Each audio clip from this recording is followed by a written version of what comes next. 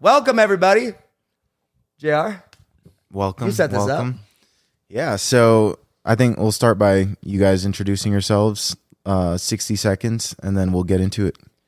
I am Josh Forti, and this is my studio. Actually, it's just my house on the couch. I run a sales and marketing company and kind of have a podcast back and forth.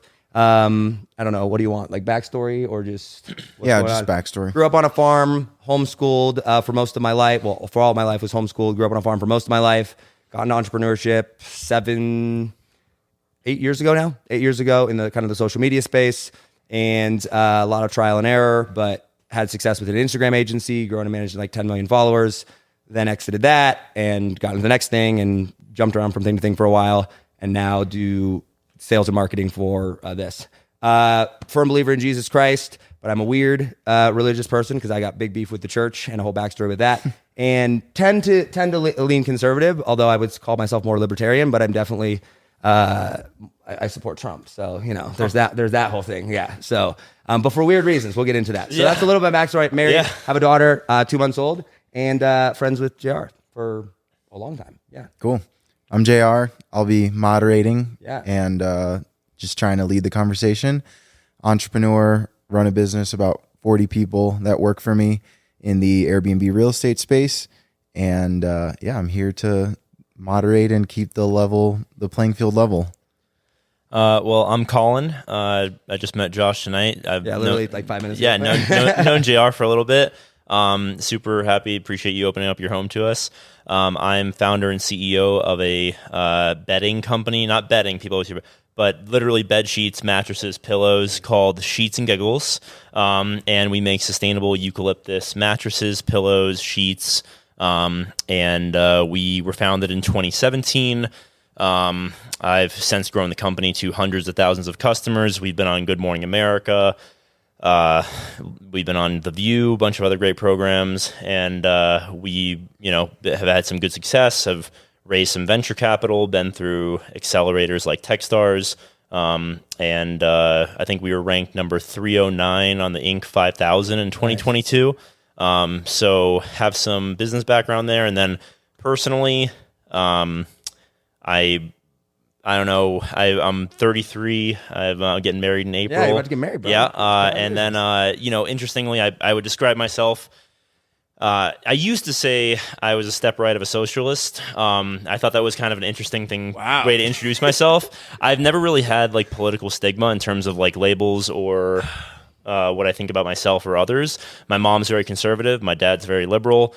And so I grew up, they're both together after 40 years. So I grew up at a divided dinner table. I thought that was very normal for people who disagreed to love each other and talk to each other openly and debate and talk. And the Iraq War was super fun at the dinner table and all sorts of different things. So, that kind of informs my political background. And but I would say I'm pretty far left in a lot of ways and used to be a libertarian as well. So I'm sure we'll have a lot of overlap there. Yeah. Yeah. Sure. So let's start by... Hold on. You have to... I want to read the text that made this conversation. Okay, I'll let you take over from here, but we have to start with this. So JR, this was what, forever ago now? A few months ago, 6 months ago or something like that. Yeah. Literally puts us in a text thread, me and him in a text thread. We've never met before. I have no idea who this guy is. I don't even know what he looks like, right? And says, and I quote, "Josh, meet Colin. He's the maximum liberal I'll tolerate in a human being and can still be still call them a friend." Unbiased moderator. Right? Colin, meet Josh, Donald Trump's biggest fan. I feel like you guys should meet, so let's plan dinner or something this week. And here we are having a podcast 6 months later. This is great. We did it. It's great. Yeah. So I think we should start with you both sharing the values that formed your stance or viewpoint. So your libertarian conservative values and then your liberal values. Yeah. Do you want to start or you want me to? Yeah, you can start. Go ahead. All right. So I grew up, like I said, in a very small town. We were talking about kind of that before, and very religious. And I think I disagree with a lot of maybe the things that were like the rules and stuff that were imposed in my church and, things of that nature perhaps. But one of the things that I think my parents and where I grew up, particularly my parents, did really well was they always explained why they were doing what it was that they were doing, right? And so I got to have a deep understanding of like like the moral argument, right? Now, I can disagree with how it was actually carried out, but morality and the concept of good and evil, like there being bad and good and things like that, were very much in conversation growing up, right? And so when I got into high school, I was homeschooled, right? And so I had like required reading of studying like all the different religions. Like I know the Bible very, very well, not because I wanted to, but because I was like, that was what I, grew up being told I had to do. But also like we read, the Quran and studying, different religions around the world and, things like that. And so things that like, or I would say my value system now comes from the morality that I find in the Christian faith. I think Christians very much wrongly apply these values, right, in a lot of ways. And those things would be, that like honesty is obviously very important, but I think that the search for and seeking out of truth is probably, I don't know about the utmost good, but I think that's what everybody should be striving for, right? Is like seeking out of what truth is. I do believe in absolute truth, but I don't believe there's much absolute truth. I believe there's like a absolute truth or, a giver of absolute truth. And I think there are a lot of truth that is not absolute, but it's rather how it's applied to one's life. But I do believe that there is absolute truth. So that has shaped much of my moral beliefs. I grew up in a very, very, very conservative like part of the country. I think the county that I lived in had like maybe like one black family in it, like type of deal. Like literally, like I'm talking like super. So de facto extremely conservative. But I mean like you understand what I'm saying. Yeah, like, Midwest, small town, totally. like you know things I'm saying. So I grew up with a view of like everybody around me was good people, right? And this was just good, and then anything that wasn't that was bad, right? A bubble, yeah, for sure, right? And so when I got out and when I ended up leaving and then getting into entrepreneurship and traveling, that's when this very, very small view of the world and this very, very small view of morality, which was very black and white at the time, went from, wait a second, hold on, it's not all absolute, it's not just black and white, there's lots more to this. Through that whole search, through that whole journey of, I mean, I walked away from the church for a while, like was like, I don't need God, never denounced God or anything. I believed in him. It's okay. I won't judge you. No, but I didn't. He will. Right? But then my brother died in a helicopter crash and I traveled around the world with, my now wife. And that whole process and that journey of like really searching of who I was and this whole thing, everywhere I looked, it pointed back to God for me. So I refound my relationship with God outside of religion, right? I think religion, that's a whole different topic. Yeah. And so my value system and the way that I make decisions in the world very much comes from I have a relationship with Jesus, and I believe there is an absolute truth, or at least a giver of truth, right? And being God, whatever you want to call it, right? I call him Jesus. That's who I serve. And my value system is very much based on the morality of how Jesus told us to live. We can get into specifics of that. But yeah, my life has very much changed since 2020, when I was the height of my Trump, all of that, right? I'm a very different person in that. My stances of that. Real quick, what was the height of your Trump? What is that? I was on social, like I'm talking like we do posts with thousands. You had like a flag and Trump 2020 Save America, let's go Brandon. Like my neighbors like vandalizing my apartment and like cutting flags off my Jeep because they hated me so much, like on social media, hundreds of thousands, millions of impressions of people, tens of thousands of comments of people arguing back and like height. And it was like, yo, like Trump sucks. I get it. He's a horrible person, but also America. Like look at the alternative, right? So my view and just to track your age, you were 25 then and 21 in 2016 when he came up. Yep. Was 2016 your first election? Yep. Okay, yep. Cool. Yeah. Yep. So anyway, is that kind of what you were going for? Yeah. I mean, that informs a lot too in terms of like 2016 being your first election and that sort of thing. And And one other thing I think is a key point. I have a very, very, very, very deep-seated belief of like this concept of personal responsibility. And I say everything is your fault. Not actually like it's everything's your responsibility, whatever. But like if you want to change your life, you are in complete control of your ability to change your life, right? And so I have a deep-seated belief of personal responsibility and like that. So yeah. Yeah, I'd actually talk about that more in a second, but I'll in terms of personal responsibility and that sort of thing. But so my background is, and I'll be to sum it up, I would say in terms of like my views and like where I am. I'm very much left of the Democratic Party. I would like it if people broadly in America didn't go bankrupt from cancer.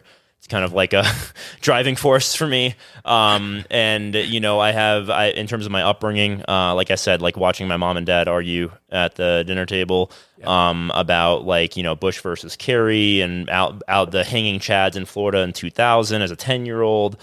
You know, all this stuff it made me more of a political animal as I grew up. And I went to Catholic school for 12 years. I always say that Catholic school kind of turned me into like a bit of a monster. Like by the time I was 18, I was so judgmental. I mean, I would. Catholicism will kind of do that. It's I mean, like the guilt that they instill in you in terms of like right and wrong and this absolutism and like mortal sin versus venial sins and like, you know, doing the math in my head as a kid who, you know, my claim to fame is I got a perfect score on my SAT, right? So like math to me was like everything was math. I'm just saying so for me, I was like.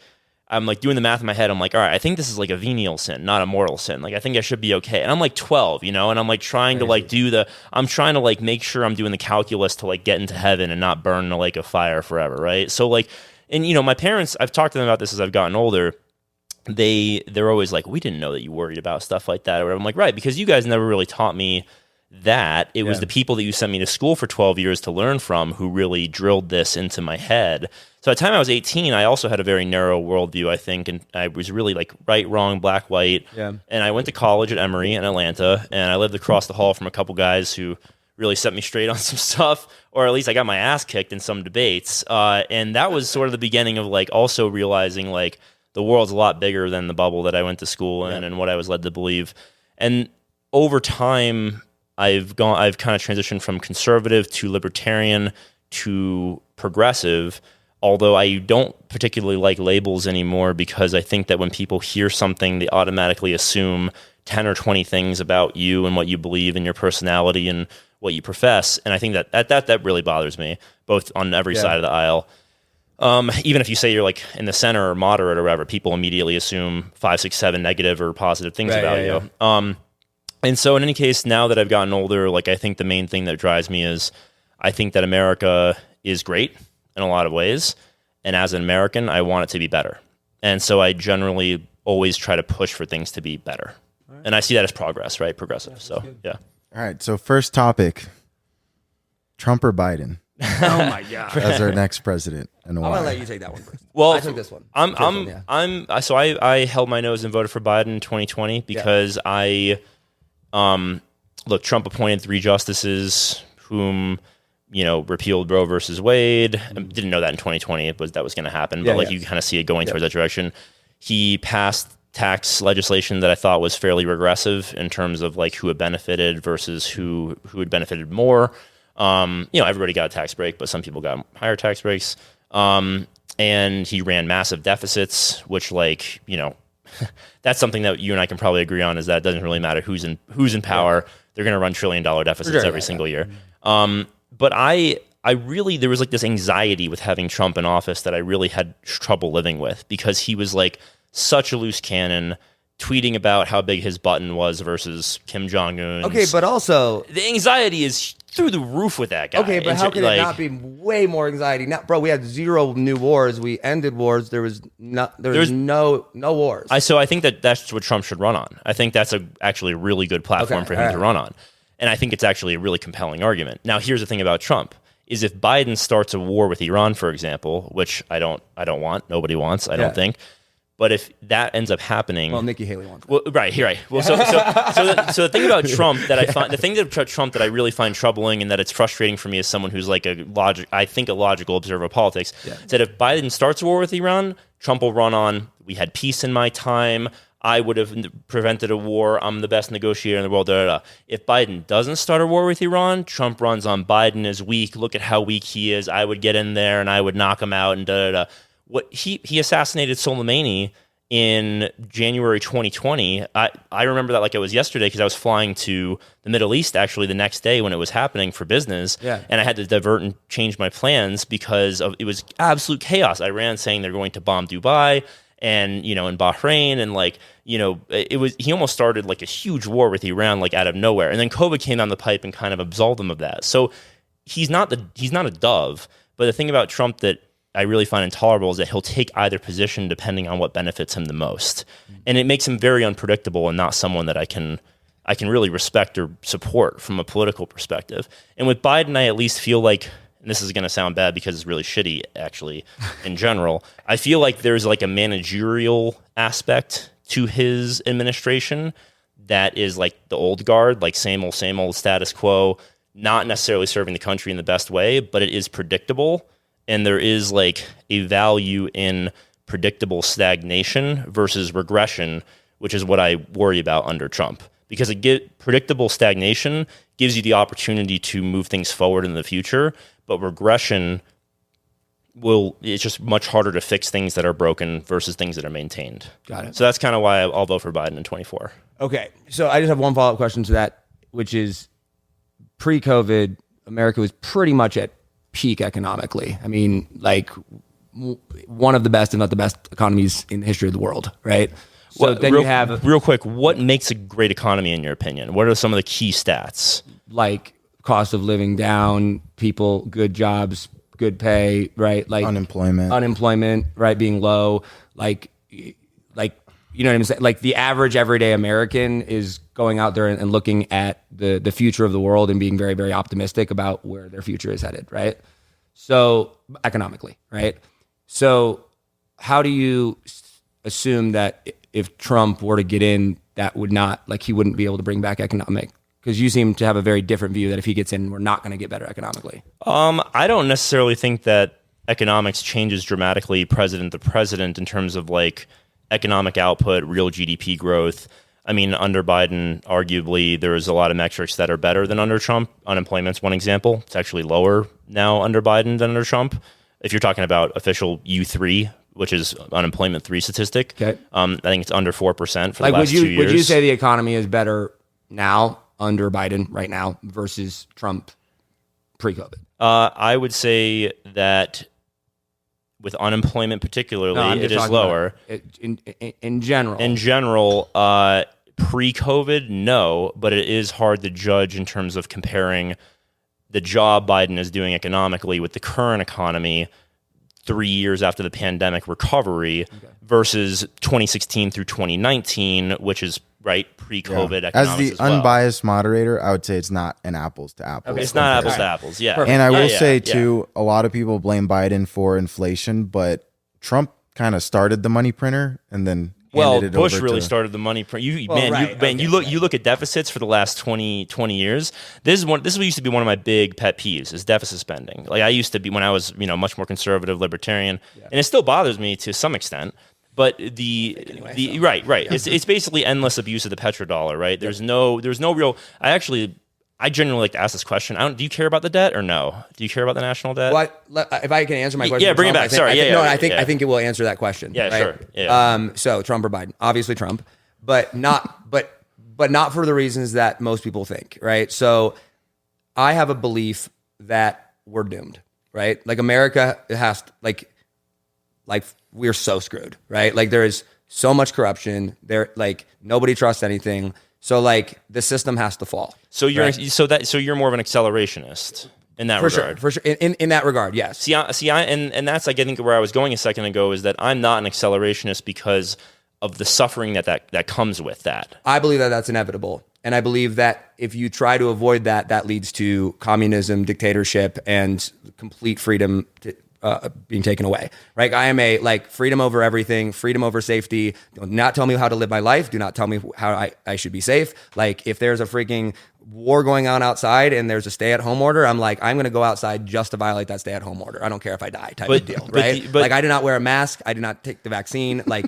screw you and all of this. Like, don't tell me how to live my life. Right? So by the way, I am vaccinated, right. but I have a very strong civil libertarian stance as well. Yeah. I'm not against. Like, if you want to take the vaccine, I could care less. Just don't tell me I got to. I'm a total civil libertarian, fiercely pro civil liberties. Right. Yeah. It's actually one of the reasons I went down the progressive path. There was a really incredible article back in 2012. Ron Paul versus Barack Obama titled "Who's the Real Progressive," written by a Coloradan journalist actually named David Sirota. Bernie Sanders' 2020 speechwriter, who's actually become a good friend of mine. Yeah. And it led me down this path of realizing I was a big Ron Paul fan, and I realized like oh, progressives also stand for demilitarizing police and legalizing drugs and getting rid of America's large prison population and like creating a freer state and dismantling warrantless surveillance and that sort of thing. So it actually was a really interesting segue for me there. But to your point, you're saying that you're going to vote for Trump because you think he's going to make things worse? No. Yeah. So I believe that whoever's in power doesn't matter, right? We're crashing, right? At some point in the future, for sure. And I don't think that we can. I think that's like a kind of a historical inevitability. Yeah, I mean, exactly, yeah, right. Sure. And I think that so when it comes to the debt conversation, right? I think the faster we print and the more we spend, the faster we speed up this process, right? So I'm just taking. Hold on. I'm laughing because like I feel like that's like a Ben Shapiro straw man liberal like thing, like print more and I'm not. But hold on, I'm not advocating for it. Yeah. I'm saying it's inevitable, Okay, right? yeah. So I'm taking this perspective of I'm a big, huge believer in Bitcoin, like huge believer, right? In that because I'm like, cool, that's real money, right? Because it's all fake. This is all debt. It's all fake money, right? So my view of Trump versus the alternative of like I would prefer Vivek. Like that was my pick, right? I'm like, get rid of 75% close the FBI, get rid of the CIA, close 75% of the government. Let's go, right? Like absolutely. But for me with Trump, I look at it and I go, okay, the current administration right now, clearly Joe Biden can't string two freaking sentences together. He's clearly not the one running, right? I mean, dude, right? Trump just lambasted Nikki Haley for like 10 minutes about how she bungled January 6th and how he offered security for January 6th to Nikki Haley. He meant Nancy Pelosi the whole time. But dude, like, Trump is clearly. I think both these guys are losing their minds. I think, but you cannot look at the two of them and go, Trump is in worse shape than Biden, dude. When Trump talks, no, I'm not. No. From an age, from I want to hear the point. When Trump talks, the language center in my brain breaks down because he does. Trump derangement syndrome?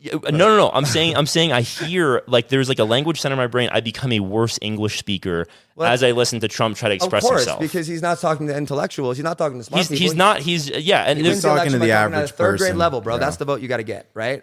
Do you think he's doing that purposely? Oh, for sure. Yeah, for sure. Dude.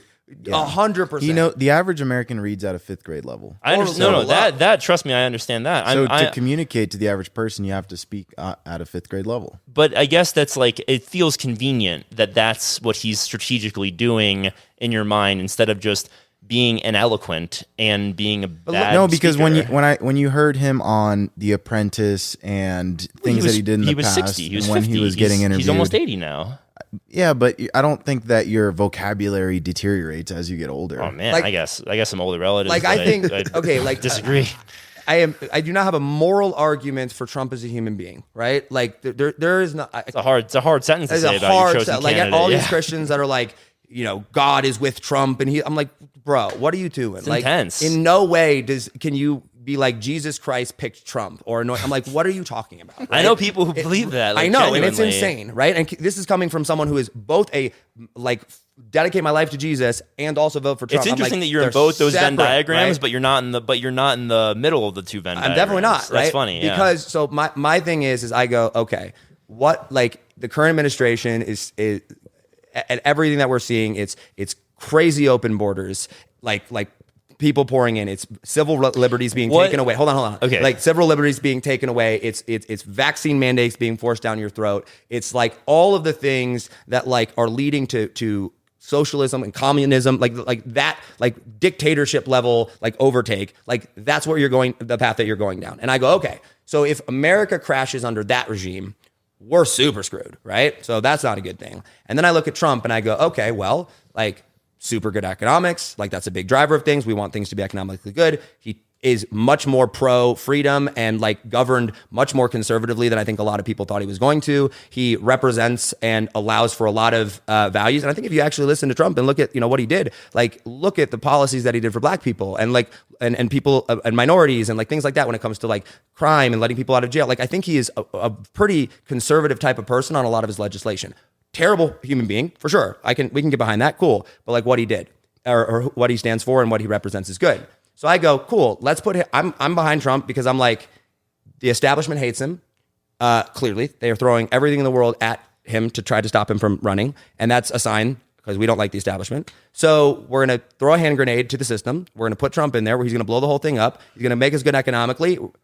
they're going to print money regardless. And when it all falls down, we're going to be at a better spot. It's just that if I wanted to rearrange my office, I wouldn't flip my desk. That's the thing. I keep hearing like throw a hand grenade, overturn the apple cart. Like I understand that that's like a real desire, but no, I don't think it's a desire. I would rather it not happen, but I genuinely don't believe that there's no future I look at, Trump or Biden or whoever, where I go, yeah, this is sustainable. Well, I would also right? I would also challenge your perception of events in a way, because a second ago you seemed surprised that unemployment was lower under Biden than it was under Trump. But bro, you're trying to judge unemployment first off of numbers that, my goodness, who knows what's real? You can look at U3 versus U6. But like you're coming pre-COVID, post-COVID, and like that would be like being like Biden created more jobs than any other president. I'm like, okay, well if you lay off probably stick them in their homes, pay them to not work, and then be like, kidding, come back to work. Of course there's going to be that. Right, but I didn't say that particularly. I said I'm just saying that the Bureau of Labor Statistics reports U1 through U6, unemployment 1 versus unemployment 6. Explain the difference between So like U3 is the official measure of unemployment and has been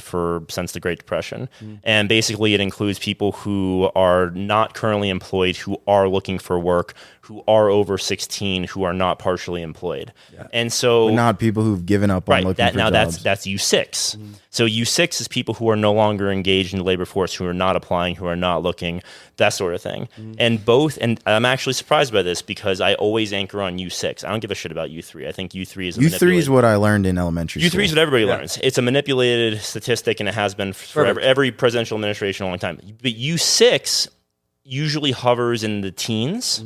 Right now, it's in like the 8.5% range, like 9% range. Well, why which is super low compared to. It means that, so there's different things you can argue about that in terms of like people aren't employed in the right jobs. They're not employed in the best paying jobs. I was going to say that though. Like if you can't afford to pay groceries even with the job, who cares? Those are all excellent things to say. Yeah. I'm just saying that in terms of like, measuring things like unemployment, the S&P just hit another all-time high. With fake money, yeah, like it's so great. Look, man, dude, I love it, man. Dude, like you can. But right now we're in a period of quantitative tightening, so it's still hitting all-time high without QE. So you can print money in QE. Yeah, you can print money in QE all the way to all-time highs, like Trump did. He had expansionary fiscal policy and expansionary monetary policy simultaneously during his administration. And you're going to hit all-time highs on every index. Biden is doing it. Again, I don't love Biden. I'm not trying to make a hard case for him. I'm saying that he's doing it during a period of quantitative tightening, which is arguably more impressive, that the economy is this hot in many metrics while interest rates have been raised by several points in the last couple of years very rapidly. Yeah. So as someone who runs a business, you guys run businesses too, capital's gotten way more expensive. Super expensive, yeah. It's not freely available anymore. Everybody's had to tighten their belts. People are forced to run better businesses. I also, on the side, I run a resume review service. It's like, I published something on Reddit 5 or 6 years ago, very popular resume advice, been downloaded 2 million times. And I do resume reviews, and I'm seeing huge amounts of layoffs. People emailing me all the time. I just got laid off.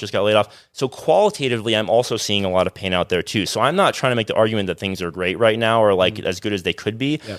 I'm simply saying that I don't think that if Trump had been in office post-COVID and had gone up against the same recovery effort that Biden's gone up against, that things would be fundamentally different than where they are right now. And honestly, right now, do you think they would? So let's pretend the country was the same. Do you think the war in Ukraine would have happened? Do you think the invasion and everything that's going on in Hamas? These are huge questions. Right, Huge questions. Sorry, just broadly speaking, yes or no? Do you think that Trump would have handled like those things would have happened under Trump? Just yes or no? Yes, Okay. Because I think that particularly both of those two issues have been brewing for a very long time. Okay. That's fine. We don't need to just fight. We'll get to that. We'll get to that. To summarize, just so I make sure I'm understanding you correctly. I'm looking at the world and the state of the United States today and the crazy debt and all the chaos of it all. And I'm saying, I don't see there's any way we come out of this without a system collapse. And so I'm putting my man in, which is Trump. And you're saying, hey, I don't think that's going to happen. Right. You think there is a way out. And so you think Biden's a better candidate. I'm looking for someone, I think that you hit the nail on the head. Perfect. I'm looking for someone that I can believe in to make things better. Yep. And I'm happy to bide my time waiting for that. Okay. And there are people on the left who disagree with me who are going to vote for Trump this election because they want things to get worse and rapidly. Yeah. No, I just want to. I just want to protect. I want to protect free speech. I want to protect civil liberties. Same. Well, I can't imagine you vote for Biden. Well, and assume that you're protecting free speech, bro. Well, like they're actively bro. Look at the people at January 6th. They're literally putting them in jail for life over something that was. The tapes, the police officers are letting them freaking in. There's FBI informants in the building, right? Like, okay, January 6th shouldn't have happened, but we're acting. What did Nancy Pelosi say, or whoever it was? It's like the next 9/11. I mean, like, are you effing kidding me, dude? Look, man, I drove to join the 2013 Edward Snowden protest under Barack Obama. I'm a massive. You can't say that Joe Biden is good for free speech and good for American personal liberties. I think that. How could you possibly? I think that he's better. I think he's better than conservatives in power. Conservatives tend to limit speech more than Democrats, progressives, liberals, and there's I think there's demonstrable things to point to in terms of like, you know, I'm from South Florida, right? And we have a governor who is actively going after private corporation for the speech that corporation has chosen to freely engage in. Like he has administers like government officials who administer public libraries in Florida. I'm talking about Ron DeSantis, obviously. Of course, yeah. He hires people to approve or disapprove books in public school libraries based on what he and his administration think is acceptable speech in schools. And he's limited, you know, people's artistic expression in terms of drag shows, and I'm sure we could talk about that. Yeah. Well, actually, all these different. I'll let you do that because I would love to bring in the moral argument for this because. Yeah. Anyway. Yeah, but those are all limiting civil liberties to me. I mean, those are freedom of expression issues, and so these are, you know. Yeah. Let's move on to the next topic. Yeah. I want to talk about the borders because it's something. There's a lot of issues that you don't really see, you know, in first person. Yeah. But with the borders lately, especially. You probably haven't seen it too much because you live up here. Yeah. But in Denver now, on every corner, there's refugees trying to like wash your car while you're at a light. Outside of the gas station closest to my house, there's a ton of them camped out. Colin's had interactions with a bunch of them, helped a bunch of them out. I've had interactions with some of them as well. Yep. So what do you guys think is, one, what's going on with the borders, and two, what's the solution? Full disclosure before you get involved, I've become good buddies with some of these guys, these Venezuelan migrants that have gotten here. So I just want to give you that context because JR has that context. Yeah, sure. So like, I don't want you to go in like and be like, I didn't want you to not have that context. Yeah, no, so I literally today picked up a guy off the corner of the street that I'm friends with. Yeah. Took him to a Walmart and helped him purchase a electric scooter so he can get to and from the Planet Fitness that he's now a member at. And he got here like a month ago, right? So cool. Yeah. So anyway, I'm curious as to your position on the border crisis, yada yada, so on and so forth. Yep. So I think this issue and the issue of social issues in general has probably been my biggest shift from say 2020 in my thing there to currently. And because of that, can I ask how so it's been your biggest shift? And that's, So the whole concept of just black and white type of deal, which is between the 2020 and 2024 is when I really recommitted my life back to Christ and was like, okay. Like, it's not America first, it's Christ first, right? And it's what he wants for my life. And it used to just be I'm an American, here we go, American entrepreneur, here we are, right? So when I look at things like, well, let's take the border crisis, because that was the question. I don't think that I can't look at it with one lens. I think that there are two ways that I have to look at it. And first is I have to go, okay, from a country perspective, from a legal perspective, right? Like, how do we need to operate? And then the second perspective is, how am I as a human, me personally, how am I supposed to be involved and how am I supposed to approach this, right? So I'll take it first legally from this perspective of, first off, I've never been down on the border. So anything that I say here, probably don't listen to because borders starting to come to us in one bus at a time. There you go, right? Yeah, what do you see? So I will say this. A country cannot function without borders, right? You have to have an understanding, there has to be a way for you to know who's coming in and out. And I'm all for path to legal citizenship. I think it should be crazily accelerated, right? Like, we need to have way more resources. 100% in agreement. I'm incredibly pro border. Like, let's secure the border, but that doesn't mean let's turn people away that are in desperate need of help, right? So I think we need a border, and I think we need to stop illegal immigration in undocumented, just things pouring over. I mean, you see some of the videos, you watch Elon go down there. It's insanity, right? Absolute insanity. And it absolutely needs to stop. I do believe, I don't want to go into this until I get to the next piece. I do believe it is very intentional. I believe it's by the Biden administration, probably not Biden, but I do believe they're definitely bringing in illegal voters, right? Like I think they're going to bring and they're going to prove, and that's how they're going to rig the election to get whoever they want in there, right? 100%. Can you describe the steps of that process and how that would work? Super simple. You bring in a bunch of people, then you don't require voter ID to vote, and then you tell all those people, vote for this person or you're gonna be deported. So the steps are you recruit millions of people from other countries. Well, just let them in. Yeah. To leave their hometowns and their families. No, just the people that are coming over. Well, no. But people that are coming. Okay, so people who have desperately left their families and their hometowns. Yes. Then they're at the border, Yep. and then you recruit them into. No, you just open the border and say, "Come in, come in, come in."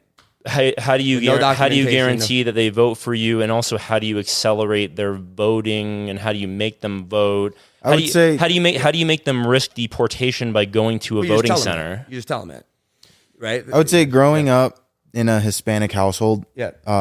The majority of Hispanics are definitely very liberal, but I do agree that my family didn't vote ever. Yeah, Like, I it don't wasn't even a thing. understand I agree the mechanism. it's a hard thing, especially like these people are living on the streets. You have literal Democrats sitting. Was it a senator or a congresswoman who said, "I need a bunch of illegals in here so we can rezone the voting boundaries so how we want them." I mean, this is on video. You can look it up, right? Like in her district, like on camera to the whole world, right? So I don't want to dwell. I don't want to dwell on that because that doesn't. Well, I just wanted to. I kind of think it's important because Hold on, I promise we can come back to it if we want to. Okay. I just want to finish the other side of it, right? So I very, very much am. We need to secure borders and we should have a path to citizenship, but like we can't just let people come into the country. Do you think the liberal incentive is to gain more voters in the United States, and that's why the borders are open? No, I think the current administration's incentive. I don't think liberals want that. I mean this with complete respect for you. I don't know you very well, and also you haven't met these guys, so it's fine if you don't know this. Yeah.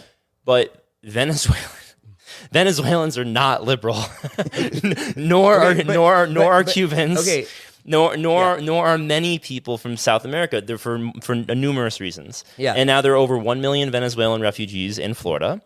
And the people that I'm working with in Denver are Venezuelan refugees as well. They are extremely anti anything they perceive as socialist because of what Hugo Chavez did to their country. And they are also extremely religious. And those two things in coordination, in my opinion, actually create conservative voters. And so I think that you will be surprised as time goes on that the trends of people who come into this country, become citizens, and vote is actually going to lean more conservative than it is liberal. And I think that there's the perception... I mean, unless the only media that they would see would be nonstop 24/7 taken out of context clips of Donald Trump that he's a dictator that wants to deport them all. So again, right? I mean this with respect. These people don't speak English. They listen to Spanish radio, and they're desperate for people speaking in their own language. And in fact, most Spanish radio stations are actually extremely conservative. You can turn them on and listen to what they're saying. So a lot of the media they're seeing is actually entrenched conservative Spanish radio stations versus watching the news in English or a lot of these guys also, man, a lot of these people are living 12 to an apartment, which is, by the way, like some of these landlords are scamming these people, taking advantage of 100%. them. It's a really tough situation. And I want to address that right there, right? Yeah. So I believe we need to secure the border. I believe we have to have documentation, and it's a problem. And I do believe that there does need to be some form of, I don't know if deportation is the right word, but like all of the people that are in here currently, that are here illegally, that are undocumented, something has to be done with them to like document them, right? Now, whether that's deportation and bring them back, come in legally, or if that's just, give them a path to citizenship, but like we got to be able to document. We have to have citizenship. Hold on. Totally agree. Totally agree. Yeah. Now, that's as a libertarian looking at a functioning government perspective to it. I'm like, yo, put up the border, we got to have a country. Now there is Josh as a Christian and as a follower of Christ, which is we are all one, right? Like, I don't care who you are or where you come from. We are supposed to love humans as humans, right? So I very much look at... Specifically, the center the feed the hungry. 100%, right? Sure. Like, my wife and I love the series The Chosen. Like, we're going through the Bible study with it all, and like, you look at what Jesus said about helping those that are needy and afflicted and the hungry or whatever. And I think conservatives, and I think I'm going to call Christians out specifically, like people that follow Christ, like, we suck at it. Like, we suck at it, like, so bad. We look at he you, said it, not right? me. Like, we look at it, we go like, go back to your own country, or like, get out of here. It's not my problem, right? And it's like, okay, Jesus said, whatever you do to the least of these, you do also to me, yeah, right? Absolutely, man. So I think from a legal perspective, right? Like, I'm going to be very conservative on the thing. I'm going to be able to put up the border. We need documentation because, like, you're a business owner. I'm a business. Like, we need order, right? Like, we need, holy crap. Now, as a personal thing, my wife and I also do similar things of what you were talking about there. Food banks and that sort of thing. Right? Yeah, and sure, I love donations that. Yeah. specifically, and that. sponsoring people and certain things. Our church, I mean, like in December, I go to a fairly big church, but like he's pretty about saying what I like. Christians, we suck, right? We raised, I think it was like $2.8 million, right, for it, right? And like awesome. Are directly involved in like the women's centers and like things in Denver and downtown, and like really, really involved, right?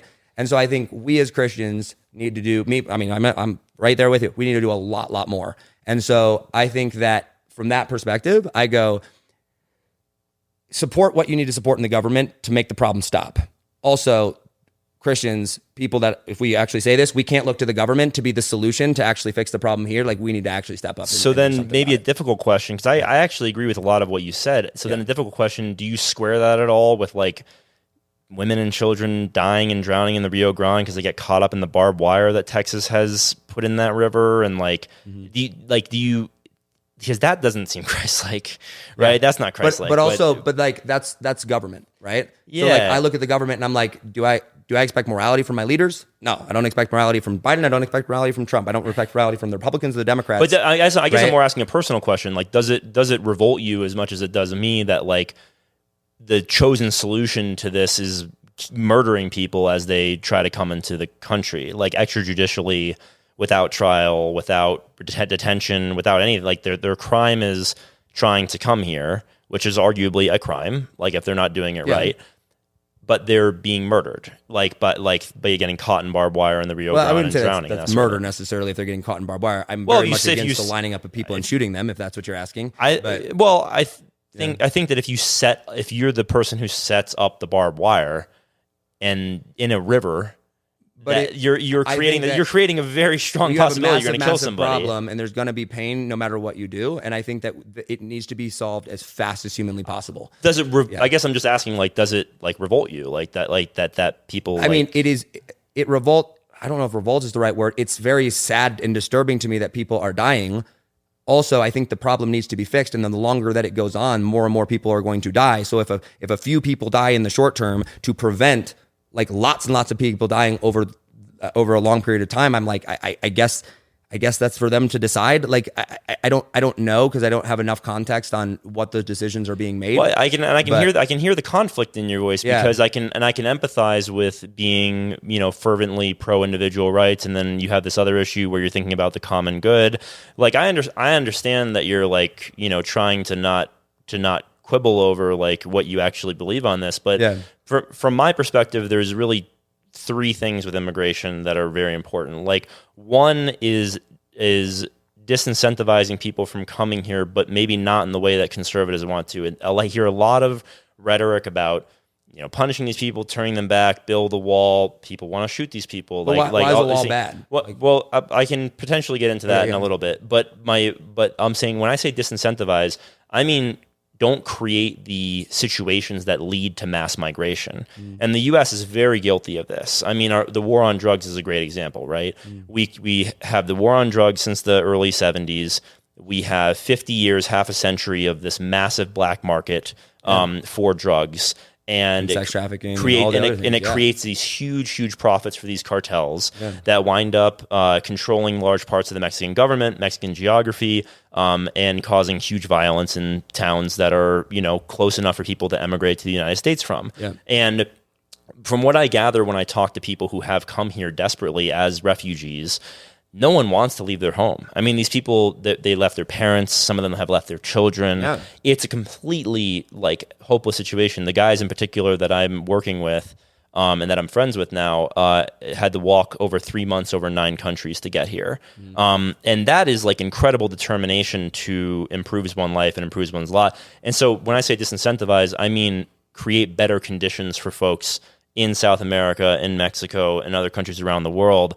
And, America is extremely guilty of overthrowing democratic governments over the 20th century. Dude, America's so corrupt. These are huge. These are huge, large systemic problems. But like the administration that you're voting for has given them the biggest incentive ever to try to come here, which is wide open border. Anybody come. Like that is the direct policy. There's like a Biden administration. meme. There's like a meme of Kamala Harris saying, "Do not come." Okay, do not come. And then Trump says, "I'm going to come." Hold on, it's hilarious. But it's hilarious. But hold on. But like the Texas tried to secure the border, and the U.S. government, the administration, sued them because they tried to shut down and close the border. But they're trying to do it with barbed wire in a river that is killing people. And that's what the Biden administration is taking objection to. No, but like they're actively leaving it open. They are literally welcoming people in. They have done the Biden administration has not done a single thing to try to close down the border and make a path for people to come in legally. Who do you think deported more people when they were in office per year? Donald Trump or Barack Obama? I'm curious. I think it's Barack Obama. He deported more people per year than any other president ever. For sure. That's and right. he actually put kids in with Biden as his VP, right? Yeah. And Biden, I'm not sure of the current numbers from 2023, but I believe in 2021, 2022, he actually also broke any of Trump's single season records, like a baseball player, like single year records for deportation. So when I hear that the borders are open, when I hear that they're just welcoming people in, it doesn't jive with the reality numbers. I think that there are more people coming here than ever because there are more. You don't believe there's a wide open border? No, I don't know. There's not a wide open border. I've seen videos where there's a bunch of refugees. There are sections of the border that are passable, that are crossable. We should go in person. We literally should go in person. No, the three of us should fly down. I'm not. You know how many miles the border is? It's like thousands of miles with Mexico. I'm not saying that the whole thing is open or the whole thing is closed. I'm just saying that in terms of like the welcoming atmosphere you're describing, I've seen on Joe Rogan him being like immigrants get free stuff and like free stuff like that. In California, if you are an illegal immigrant, if you came to the country illegally, you now have healthcare for free.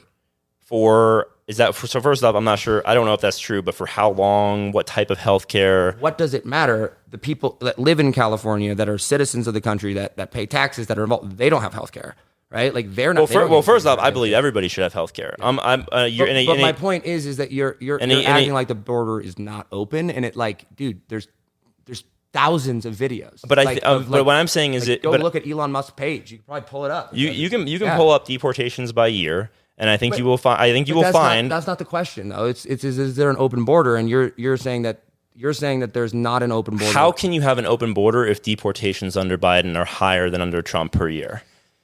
And deportation. That's like saying according to ABC, California will welcome the new year by becoming the first state to offer health insurance for all undocumented immigrants. Starting January 1st, all undocumented immigrants, regardless of age, will qualify for Medi-Cal, California's version of federal Medicaid program for people with low incomes. Previously, undocumented immigrants were not qualified to receive comprehensive health insurance, but were allowed to receive emergency and pregnancy-related services under Medi-Cal. So you're talking about like creating economic conditions or incentives for people to come. Like now, the Democrats, and I hate like Democrats, Republicans, like they all suck, right? Like the people that run California who are aligned with the current administration, if you will, right? However we want, they're literally giving away free healthcare. But I can't. Okay, but I can't. Okay, so first off, Google how many Americans are on Medicaid.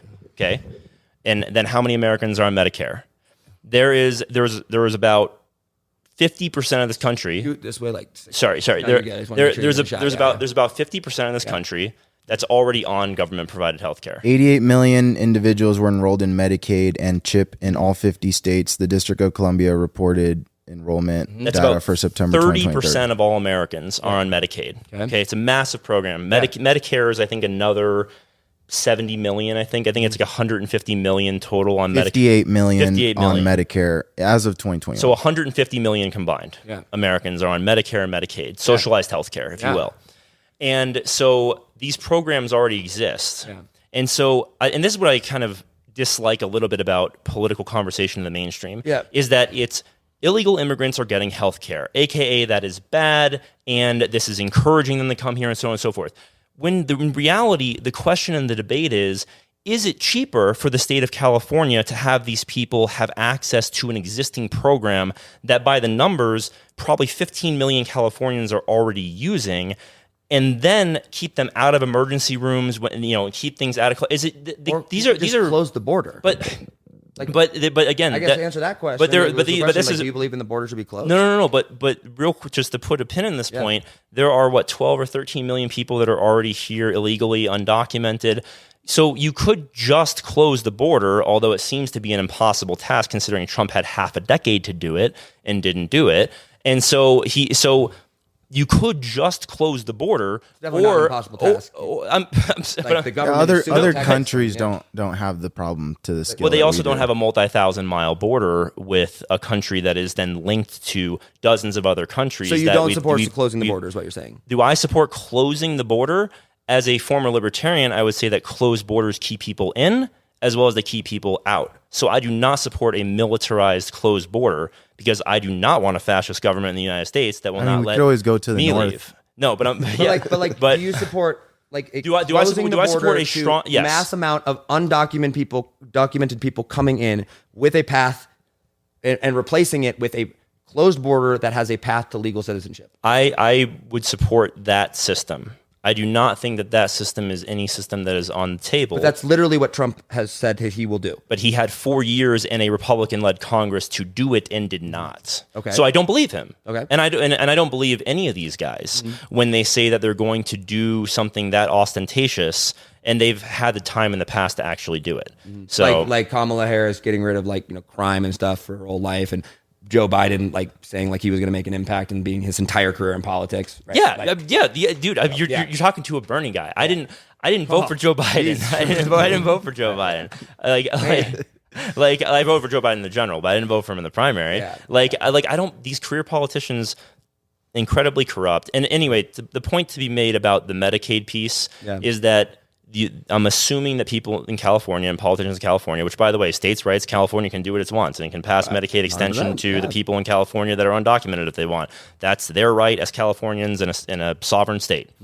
And they probably had a long debate and a vote about whether or not it made sense and was less expensive or more expensive, more efficient or less efficient, more humane or less humane, to give the people that are already there access to the Medicaid program that already exists. Perfect. But I think Next topic. No, I get it. You get it. It's not black and white. Yeah.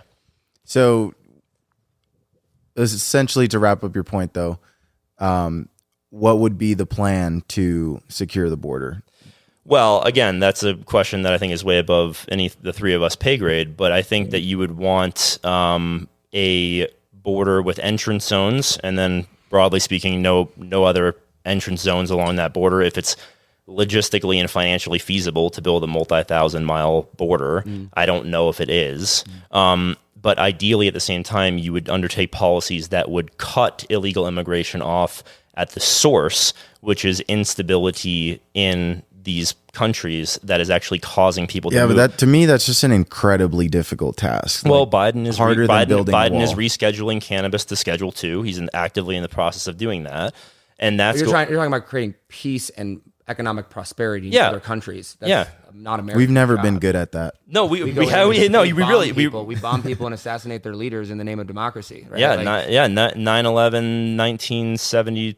Two or three Bush, in Chile, Obama, all of them. We all suck. Yeah. We do. That's like our but MO. That right there. My point is that will go on forever. It will go on forever as long as the government has the petrodollar. Do you? Right? As soon as the system falls, I know it's going to be a nightmare. If you want actual humanitarian things to happen, if you want people to stop dying around the world, like get rid of the US dollar's dominance to where we can just print and print and print and print, because all we do is we just print to fund wars. And if we need more money, we just start another war, we kill a bunch of people. Yeah, but history shows that whoever is the reserve currency does that. 100%, unless no one's the reserve I'd rather currency. it be And there us. is Bitcoin, because now Bitcoin becomes As an American, I'd also rather it be us. But yeah, no. In my opinion, we've done fuck all with the petrodollar, which really bothers me. Like 100%. But I'm just like, hurry it up. We've made a lot of things blow up, and we've killed a lot of people, and I think it's been a disastrous use of 50 years of endless trillions and trillions of dollars of free money. We could have done free healthcare 20 times over. We could have done free college, only cost $80 billion a year. I mean, that's a drop in the bucket. I think college is the biggest scam in the world. So. Well, it is when it's education that costs money and that puts people into debt. I think education should be free. I think in a society, it is. Yeah, and all education is free. It's called YouTube and Google. Like, I'm dead serious though. Like, I've made millions of dollars off of information that I learned free on the internet. No, I'm not disagreeing that there's a wonderful opportunity of education out there on the internet, but I think as a society, the best long-term actually economic investment you can make is education, and almost every economist. I mean, I would agree with that. And every college economist is not the way to agrees do with that. Education is very different than college. Well, college is a form of education, as is trade school. I think as for is the medical average school. person, it has to be like an institutional education. Like the average person's not going to go on YouTube and learn how to do calculus. I want to live in a society with very strong and free institutional education, and I think it will make society. I mean, I don't think it will make society stronger over time. It's proven that education, the greater, like, do you know when high school was made free in the United States? I don't. 1965. I was homeschooled. I didn't even go to high school. But I think people forget about this. People don't know that high school was not federally funded until 1965. Right. Until a progressive, Lyndon B. Johnson, made it mandatory that all states provide free high school. Yeah. And that was like 58 years ago. Yeah. Like, this is like very recent memory, right? Are you religious at all? No. Religion implies a lot that no, I'm not religious. Okay. Do you believe in an intelligent God? I mean, you're asking me if I believe in a being outside of space and time that's beyond my comprehension that controls things. Yeah. I mean, I think it's equally as plausible as any other explanation of reality. But you don't subscribe to that. No. I think actually I've had experiences. Yeah. I think this is kind of interesting actually. Because experience meaning like you tripped balls and went into outer space. Yeah, no, it's pretty great. Yeah, it's actually something that stayed with me. Yeah. And keep in mind, like, I'm a Jesus loving person that likes to smoke weed and is pro psychedelics. All right, so like I'm really weird. You ever done like a heroic dose of psilocybin and not that much, but yeah. So you see things that stick with you and you understand things with clarity, like absolute clarity. Mm. And in that moments of clarity, which I wish there was a word in French for. Wait, hold on. Do you believe in absolute truth? No. Then how could you have absolute clarity? Well, that's a great question. Yeah. And in fact, I was about to say, I wish there was a word in French for when you knew something, you know what you knew, but you no longer know it. That's how I feel. That's how I feel about the things that I knew, right? Yeah. And so, look, I think that these are like incredibly awesome and fun questions about the nature of reality. I'd love to actually have a trip with you guys and talk about it. But like, point is that I don't believe in like a benevolent, omniscient, omnipresent creator. I actually kind of think I'm like, at this point in my life, I'm pretty sure this is a created space. Like, reality is a created space, our reality. But I don't believe in like a benevolent, omniscient, omnipresent creator. Yeah, no. You guys want to dive deeper on that? I mean, I would love to talk about like Jesus. Yeah, I'd love to, at least share my perspective on it or my belief in him. But I mean, that's up to you. You're the narrator. Okay. Well. So whatever you think is interesting to the people. Yeah. You're the moderator. Yeah. Let's move on to Israel, Palestine, and kind of tangential. Yeah. It's okay.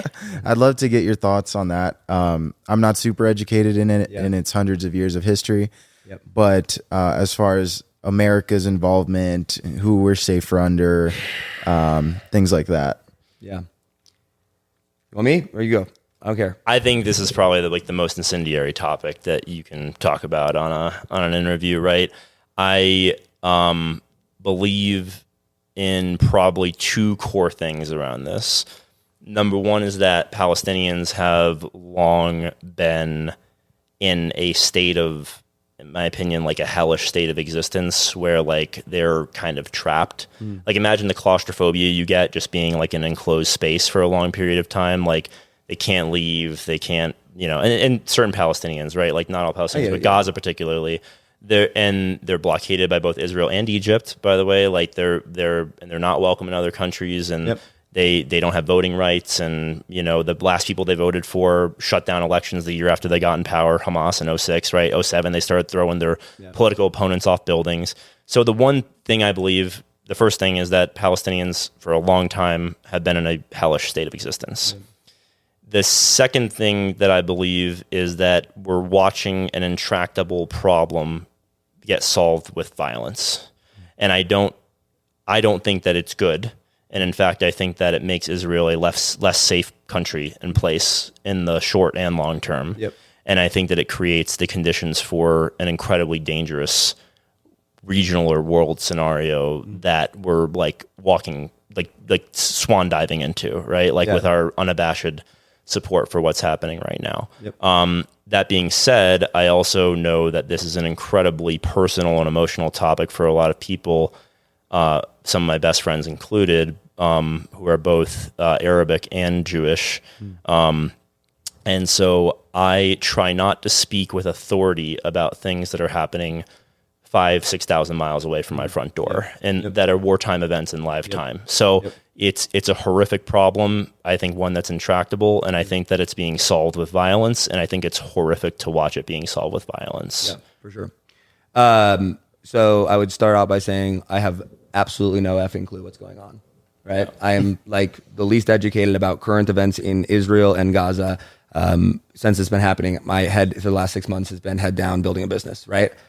So I basically have two thoughts, and keep in mind, like, look at Dan Henry and his wife. I mean, they're Muslim, right? Like, and so like I hear her perspective and their perspective and see that side of things. And I mean, I worked like literally hired Dan for $100,000. I mean, like we work together on a very close basis. And then, I have friends that are Jewish and, on the same thing. So you hear both sides. I have no idea. I will say this.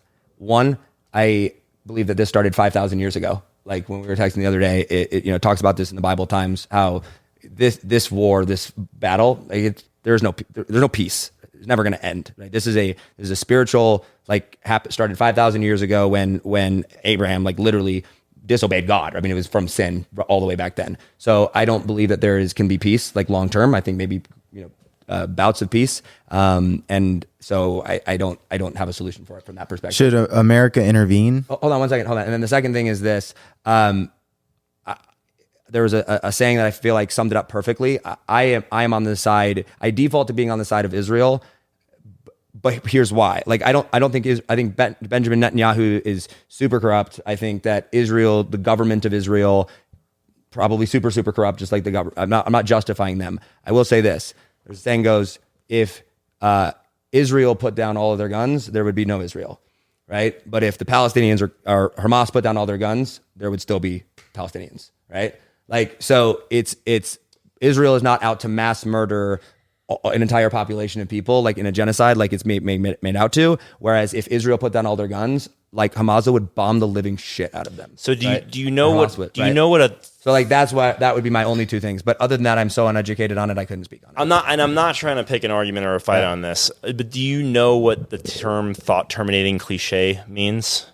What the phrase "thought terminating cliche"? Yeah, thought terminating cliche. I don't. I mean, I could kind of gather. I bet, but everything happens for a reason. Like, oh, that's the way it is. Like, nothing could have been done to solve this. And I think that like on the Israel-Palestine question, if Israel laid down their guns, they'd cease to exist. If Hamas laid down their guns, that Palestine would still exist.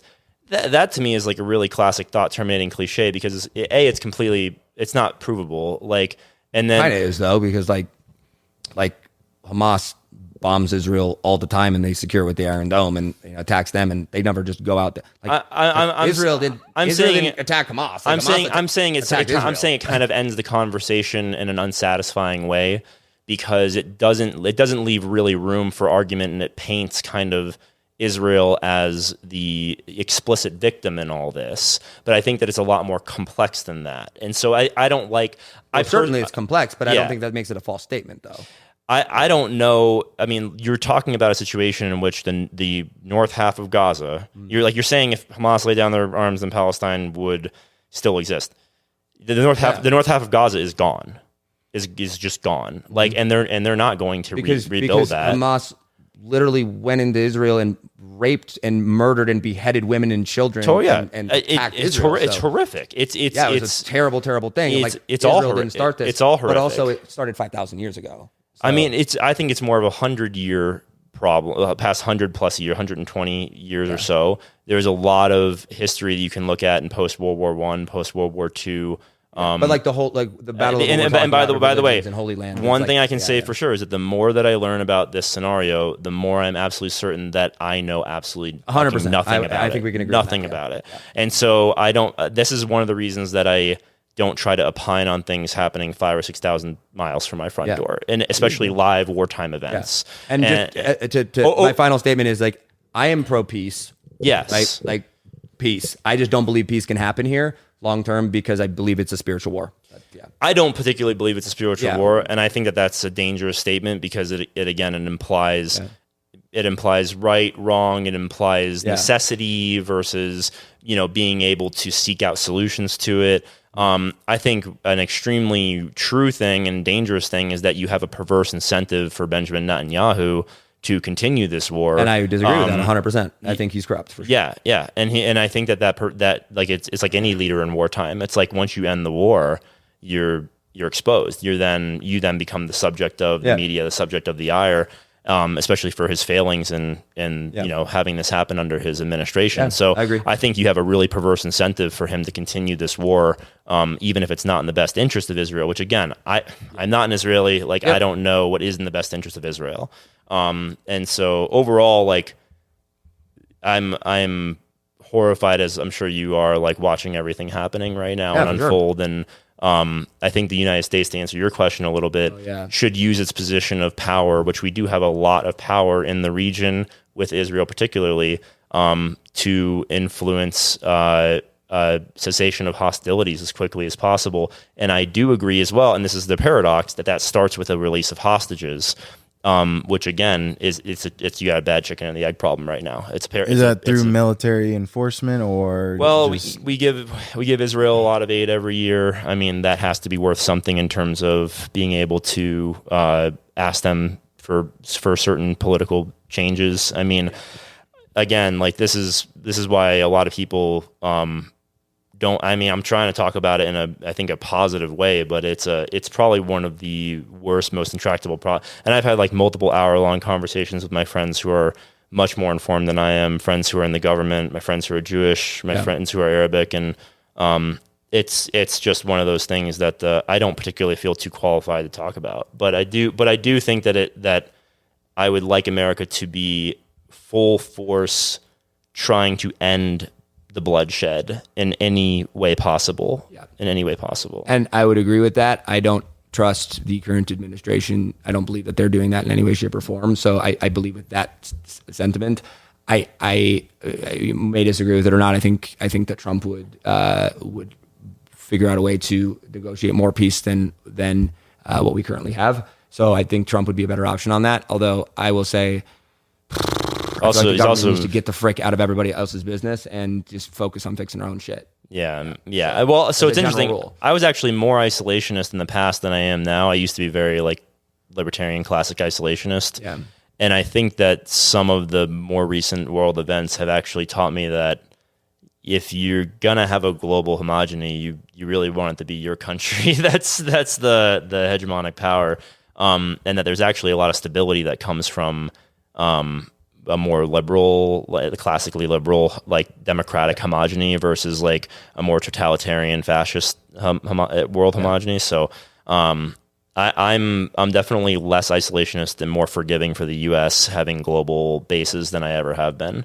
I mean, there's a lot of things that we do to try to incentivize peace across the world, and I mean, even right now, like I think that actually one thing that Biden's doing well, which is going to get me, I think, in hot water with fellow lefties are saying, is like, Houthis attacking international shipping from Yemen.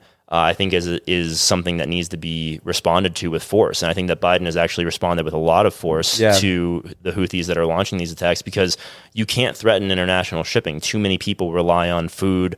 Too many people rely on the goods that come through those shipping lanes, not just in the U.S., but in the whole world. And so I actually think that's a good example of the United States showing its commitment to enforcing a global order. Yep. In the limited I've seen of it, I'm not educated, but in the limited I've seen, I would agree with that. Yeah. What do you guys think is the biggest threat to America right now, and why? Attack on free speech. Yeah. I would say the ongoing dissolution of institutional trust and competency, and the increasing corruption in our institutions, ever increasing corruption. You know, it's been a long haul to get where we are. And I think in our lives, it's interesting. We probably grew up in the middle stages of the corrosion in the system. And I think that now we're really in an advanced state of corrosive corruption. And so, you know, I think that what Barack Obama's 2008 campaign was the first presidential campaign to crack $1 billion in spending. And the last presidential campaign cost something like, don't quote me on this, but I think it was like collectively over $10 billion between the two candidates. I know that they're predicting that in the primary, or Trump and Biden are each at least going to spend $2 billion each. So that's $4 billion on this one. So and that money comes from the folks that are actually running things, right? I mean, like, you don't get that much money without being completely in the pocket of the people that are financing you. And there's some autonomy here and there that they get to wield in terms, you know, like Biden's, in my opinion, I can list some good things that he's done if you're curious, but like, I think that he has done some interesting things on his own. I think Trump did some interesting things on his own, but by and large, but you think, just to answer the question in one sentence, it is the corrosive influence of private money in politics. I think that will absolutely bring down our country over time, and it already is in the beginning or middle stages of it. Yeah. Free speech. Yeah, the attack on free speech and people's inability to voice difference of opinions. I think that's probably the most dangerous. I mean, America is built on that concept. And I mean, I think Elon Musk literally changed the entire trajectory of the world for hurting America by buying Twitter. Absolutely. I was going to ask about Elon Musk next. 100%. Because I know you guys have different Because, like, it's giving him a lot of credit. But like, hold on, like I am not qualified to speak on many things, but like Elon Musk, like, I mean, that's one person I've studied a lot, and I mean, and understand. Have you read his Twitter biography? Yeah. Both of them. The one that just came out, the one that, you know, was beforehand, right? And you look at, I mean, he open sourced Twitter, right? So or now X, right? So you can see it all, and like the absolute insanity, bias towards the left, and like absolute ban on anything conservative, anything that was anti-vaccine, anything that was anti-left, anything that was not what the establishment wanted, right? You know, crazy. I mean, direct communications with the FBI, but like, all of that being there. So I think that him buying that and giving a platform that where we can see a free and, you know, all sides perspective was a fundamental, like, it will go down in history as a fundamental turning point for free speech in America. I don't think so at all, because only 20% of Americans are on Twitter, and then the folks that are the most influential on there, the journalists, a lot of them have left it and moved on to Threads and yeah, okay, bro. Threads is a freaking joke ass of a platform that has no users. I think you're going to be shocked when the daily active user numbers come out from Q4, because I think you're going to be no. So the last numbers, the last numbers that were released. I don't defend any of these billionaires' private play toy platforms. Like these, they're all. I don't know if you've ever worked for like a psychotic narcissist, like egomaniac, like some of these guys, right? Like I think Musk is in that category. And by the way, I have a lot of respect for what he's done with SpaceX and Tesla. Yeah. Like, I think that he's an interesting business visionary in a lot of ways. Yeah. I also think that he is exactly the type of person that I've worked for in the past, which is a malignant narcissist. But like he allows free speech to happen, and no other platform does. Like, you can't talk about freely on YouTube, you get banned. You can't talk freely on Instagram, you get banned. I know this because I've been banned. Like, literally, I was shut down for 4 years on Facebook like I got actually sent a notification for my comments and political views, like actual notification from a libertarian perspective. Yeah. I mean this genuinely. Yeah. What is wrong with a private company banning users for speech that the company and its shareholders deems not valuable because or the company harmful and the to shareholders company. did not. It was a very small select group of people that decided we're going to go and literally ban one voice of people, right? So Who was the small group of people that decided to ban? the people, whoever's at the top of Facebook and whoever's at the top of making Right, but decisions on those are YouTube, right? private companies. Those are companies that they're not associated But- with voters or the federal government. They're not owned by the state. So you're pro social media companies being able to just decide, you know what, we just don't want anybody to be able to talk bad. Like, let's say a social media company was like, you know what, Facebook, and they were like, you know what, we don't want anybody to be able to ever talk bad about Trump. Only good things about Trump. It has to make him look good. And if you say anything that's negative to Trump, we're going to silence you. Would you be okay with that? It's a private company. As a private company, Yeah. of course. I'm a libertarian in that way, in the sense of like. So the 2 billion users that are on Facebook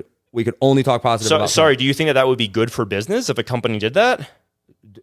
I'm not asking if it's good for business. I'm asking, do you support that? But in other, so I'm trying to get at the core of your rationale here. In other avenues, No, I'm just asking about purely like not. I'm talking about the concept of free speech. Would I like that? No. Would I be okay with a private company deciding to do something it thinks is in the best interest of its business? Always. And as long as it's not illegal or harmful to, like, actually harming someone, right? okay. That's a philosophy as someone who used to vote libertarian and who is still very strongly civil libertarian.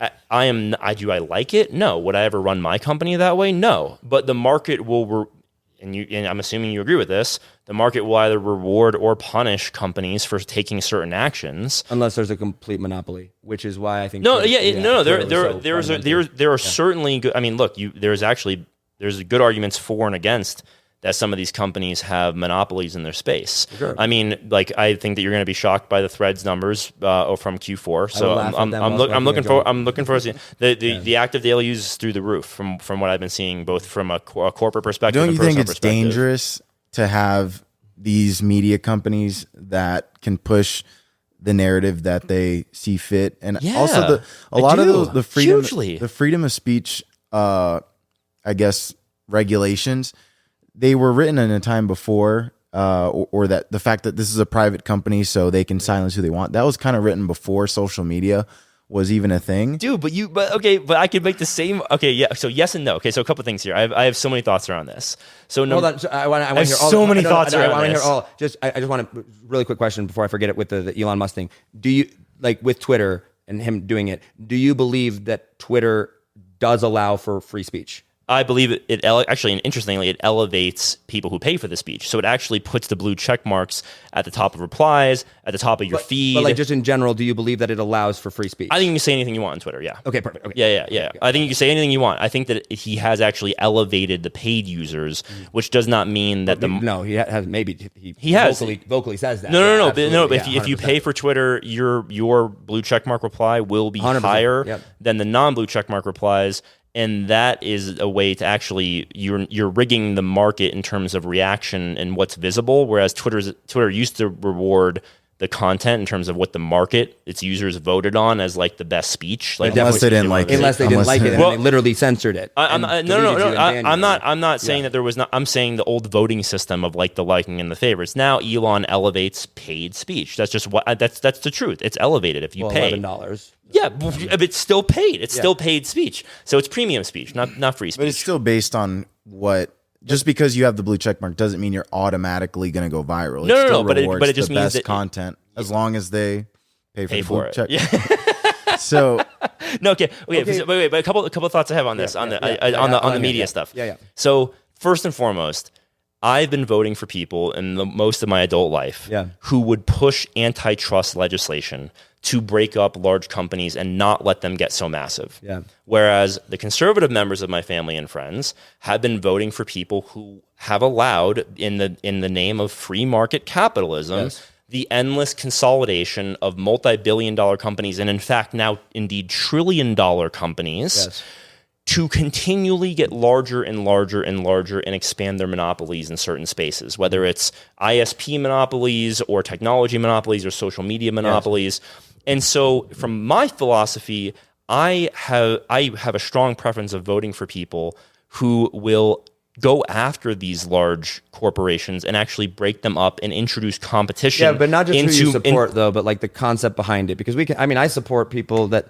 I mean, Trump's not my pick. Right? I'd rather have someone else in there, but I'm behind him all the way. There is no conservative. What's the philosophy behind it? There is no There is a free. In fact, it is a free market philosophy to break up monopolies and create competition in industries where there is not enough or none exists. I agree with that. And so I'm a huge free market guy, and so I think that antitrust legislation is actually pro free market. I cannot. But we don't have a free market. Yeah, but I cannot find and vote for a conservative who would be pro antitrust legislation. I don't see any conservative ever pushing the breakup of massive monopolies until they ran afoul of conservatives, and this becomes a problem that I have with. But let's pretend it, who cares if it's Republicans or conservatives for a second. The concept though of free speech laws being written before that made me laugh. So that made me laugh, and the reason why that made me laugh is because that same, it's so fucking funny. So the same argument is said about, for example, the Second Amendment. Yeah. It was written before there were automatic guns. It was written before there were but the purpose of the Second Amendment was written different. In this particular case, the purpose of the Second Amendment was to protect yourself against tyranny of the government. Yeah, but dude, right? my dude, but I'm just trying to be consistent. I'm always trying to be consistent. But you're not being consistent with it though, because the purpose of free speech was to allow the individual to be able to speak as they saw fit. Without retribution from the government, not from private corporations or private individuals. It is to allow people to speak freely without retribution from the entity, the government, that has a monopoly on violence. So when the government is directly correlating, and there's documented proof where the government and people in the government and in the FBI are using Twitter to silence people. That is bad and should be punished. And that's exactly what's happening on Facebook, Instagram, YouTube, and what's happening on Twitter. So yes, there is mass media manipulation by the government. Yeah. But my dude, like Comcast owns MSNBC. Right? Disney owns ABC. Time Warner owns CNN for a very long time. Now it's like Discovery Time Warner, right? Like, and my point is that for since the advent of centralized media, television, radio, you've had multi-billion-dollar owners of media, of what people consume. But what they consume, not what they post. Because now in social media, we contribute to it, and like there's a free market happen, or there's a town square, as Elon would put it, right? Where we can talk on it. It's one thing if what they want to show themselves. If they're producing it, whatever they want to put out, I'm 100% in agreement with you. Listen, if freaking Amazon Prime wants to put out a freaking video for children promoting Lucifer, which is literally what they're doing, right? Like morally, like I look at that and I'm like, that's horrible. But philosophically, I go, you know what? That like they're putting it out.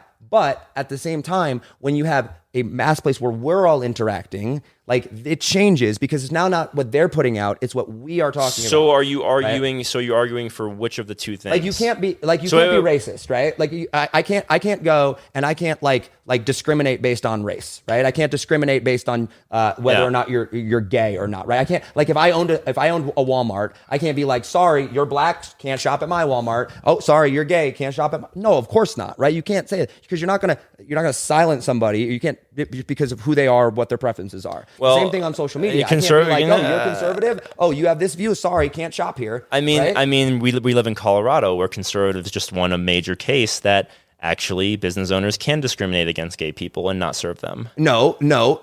For religion, they do not have to do anything that's against the religion of it. So, for example, the baker cake or whatever, right? Premise was not that they weren't serving them because they were gay. I understand the premise of it. I understand the premise of it. The problem that I have broadly with, and this is probably going to come off as insulting, so I apologize. No, but it's the problem that I have with conservatives broadly. Yeah. Which is that I make fun of Christians, conservatives, Trump supporters. I can follow the philosophy and agree with it consistently. Yeah. And they will follow it until something happens that they don't like, in which case they will 180 on it. So like the what you just said a second ago, which is that this legislation was written before the advent of social medias and Yeah, that makes sense to me. That's a reasonable argument. How do you feel about it in an application to this other thing that you feel differently on. And then it's like, oh no, actually in that case, But wait, I in what scenario? The First Amendment, Second Amendment? Yeah, and that but they're well, no, two different. but They're two different things. though. I understand that Yeah. different things are different, like absolutely. I'm just saying that when it comes to philosophy, I have this conversation and argument with my mom all the time. Is like, can parents take kids to R-rated movies? Yes, she says they can. And I love my mom, by the way, to death. Yeah. And then I say, can parents take their kids to drag shows? No. Like, well, why not? What's the fundamental philosophical difference of a parent deciding that this art they'd like their kid to see, but this art they're not allowed to want their kid to see? And so I think that that's Well, I the wouldn't thing. call a drag show art. I would call it massive perversity, but also, yeah. I mean, Here, so there, okay. So if I were to agree with that, would you agree that R-rated movies have massive perversity? Absolutely. Yeah, of course. Oh no, I'm of just saying. course. I just want to be clear. I don't think it's art. I agree with your premise, but I just So drag is art. I mean, William Shakespeare's play had men dressed as women performing art. So dressing in the clothes of the other gender is absolutely a form of artistic expression in many different ways, whether it's dancing or performing, and it has been for a very long time. But the point being that philosophically, that's what I always find difficult with my conservative friends and family. Again, many of whom I love and have great relationships with. I try to follow their line of thinking, and it applies continuously until we hit a thing that they actually don't like or like, and then it just flips on and off. Yeah, I mean, I could argue the same thing for my body, my choice with the COVID vaccine versus abortion. I would agree with you. I am not for vaccine mandates, so I try to be philosophically consistent. Yeah, and same, I'm pro-choice and pro-abortion rights. Yeah. I am anti-vaccine mandate, and I would never tell someone they have to get a medical anything put into their body. I am pro-parental rights in almost every regard. I'm not for. Are you pro homeschooling? Like, I think homeschooling can be great. I think that there's also, again, just in general. Yeah, in general, I've got plenty of buddies that are homeschooled, but like also like from a same philosophical standpoint, I wouldn't force organ transplants from terminally ill patients to save the lives of others because I believe so strongly in bodily autonomy. Right. So there's a lot of philosophical consistency that I try to take, and it frustrates me when I have conversations with folks sometimes where it's like, I try to give them all that credence and benefit of the doubt and listen to their philosophy. And then it's like, well, what about this thing that you find icky? And they're like, no, I find that icky. I don't like that. Do you believe that parents should be able to take their underage kids to drag shows? If it is a solely and strictly a drag show, then from a legalistic standpoint, I support the parents' right to do so. I do not agree with it in any way, shape, or form, morally and personally, right? But if it is strictly just that, and there is no nudity, right? Like if it's not like they're not showing, of right? course, if they're not of course, actually showing their dicks and hanging out and yeah. Like legalistically, I support the right to do it. Disagree with it, but legalistically, I do. By the way, that's what makes America great, right there. Is like disagreeing with something but supporting the right to do it. But that's the same thing. I support with free speech, right? Like, if people were like, Josh, what if people were threatening you because you were, white or because you were a Christian? I'm like, okay, like whatever, like okay, like that's terrible, but like who cares? Like whatever. It's not, as long as there's no physically, they're not phically assaulting. Right? Intent to harm, right, incitement of violence. Totally right? There are restrictions to it, right? Which is like this actual is where, incitement. I look at free speech and I look at freedom in general, and I go, okay, freedom in general. If we go freedom, what comes with that? Like chaos, right? Because it's like if there's order and structure, right, then there's constriction. There's not freedom, right? So if I'm advocating for free speech and I'm advocating for freedom of choice, right, which I do in almost every scenario, right, with the exception of you're not free to murder someone, right? I go, guess what? There's going to be a lot of things that are morally terrible, right? That are allowed to happen and that are legal that I fundamentally disagree with. And I think we should advocate against that. I do not think we should be made illegal, because the second that you make something illegal or that you take someone's way to choose to do it or not, that same rule can be applied to me. Put yourself in the, and I would crosshairs. never ever tell someone that they could not tell me what I believe or how I want to, like, right? Like legally. Me and Josh are totally on the same page. Right? Legally, I support gay marriage. Legally, like, do I personally have a moral disagreement with it? Yes. But like, who am I to tell you how you're supposed to believe and live your life in a free country, right? Yeah. Like, if you want to go sleep with other dudes or sleep with other chicks, have at it, right? Like, I could care less. So I think the big the big beef that I have with a lot of conservatives, which was probably where you have your argument as well, it's challenging, is that conservatives, typically speaking, try to take their moral and religious beliefs that they personally subscribe to and they want to put it into law. Yeah. And I don't know, personally, I wrestle with this. I don't know where the line is when you are like, because like, I think it was Thomas Jefferson that said, it's like the way that the Constitution was written, it was written only for a moral and religious people. It is solely inadequate for the whole of any other, right? So like even the founding fathers like stated this about the Constitution. If you do not have a moral society, the Constitution and freedom does not work.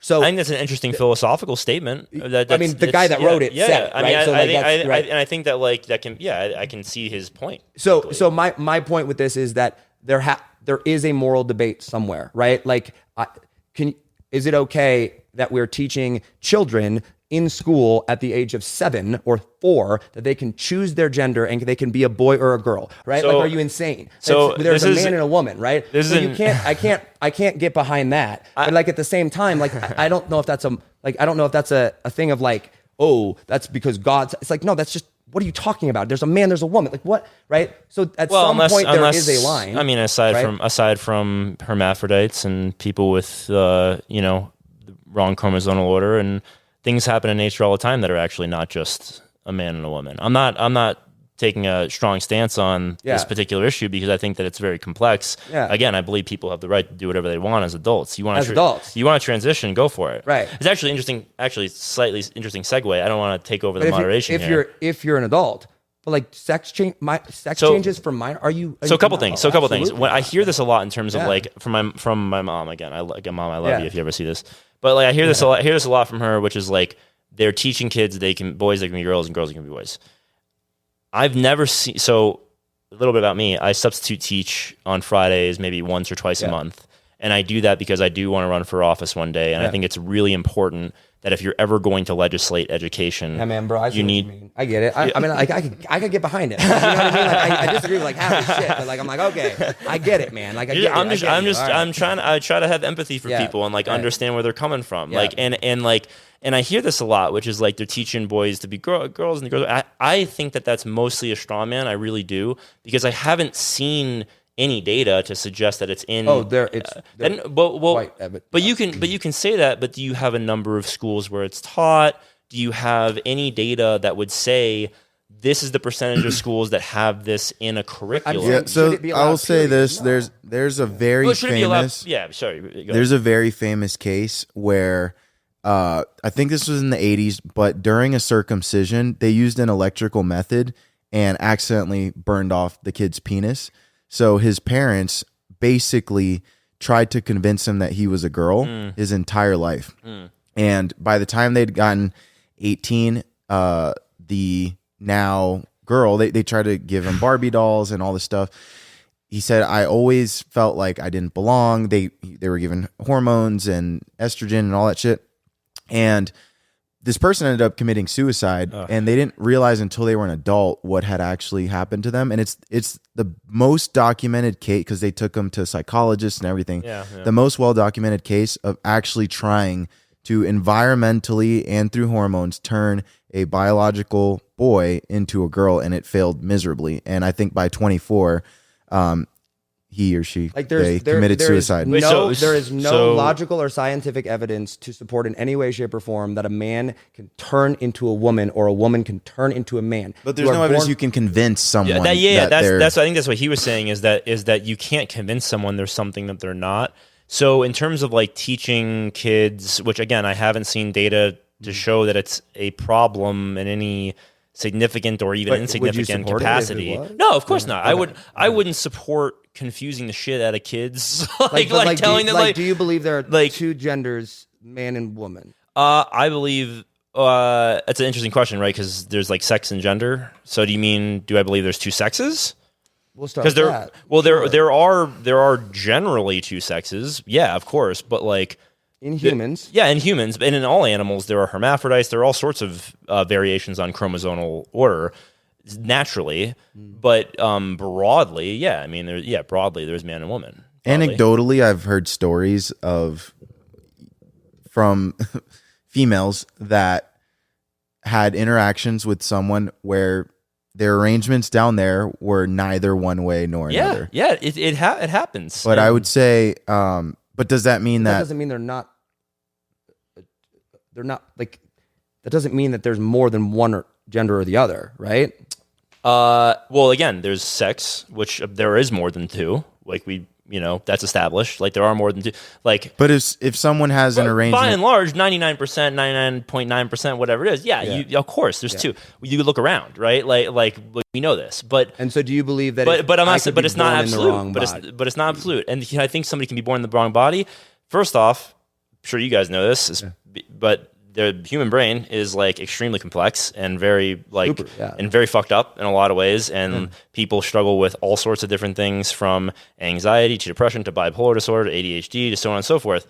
And do I think that like someone is born in the wrong body or something like that? Like, I don't know, because A, that kind of puts a judgment on it, and like B, it's like I think that person's going through something. I think Dave Chappelle actually said this quite well, which is like they're going through it. Like they're going through life. Vivek Ramaswamy, he's like, hey, transgenderism is a mental disorder. We shouldn't be encouraging it. We should be helping solve it, right? So, there's also so we have to be, in my opinion, we have to be careful with labeling things that people are going through as mental disorders, because that implies. Is bipolarism a mental disorder? It's a mental health. So like if disease, someone were bipolar, you wouldn't be like, oh yeah, no, you are. Like these. Don't worry about it. No, you'd be like, hey, we love you. We want to get you help, right? Like we want to help you. And we want to help you. If that person didn't want the help, you can't force medical help upon them. We've established that, right? Right. So if somebody, but if they went to the doctor and said, I want you to make me more bipolar. I want you to make it worse. I want you to you wouldn't support that. I hear what you're saying. Yeah. But the same thing is true with transgenderism. It's like, listen, if you go to somebody and they feel like they're in the wrong body, and you're like, no, you're not, and you're like, well, you need help, and they're like, I don't want help, you'd be like, okay, you can't force that. But if they went to the doctor and they were like, hey, I'm in the wrong body, make it worse, literally cut off my dick, right? Or literally do like what? You would go, no, that's a crime. That's a literal act against humanity, because you're taking something with a mental disorder and you're capitalizing off of that by helping them believe that the mental thing that's going on in their brain is true when it's not. I understand your position, and I think that you're actually. And I have by the way, incredibly empathetic. I think you're coming at it from a fine point of view.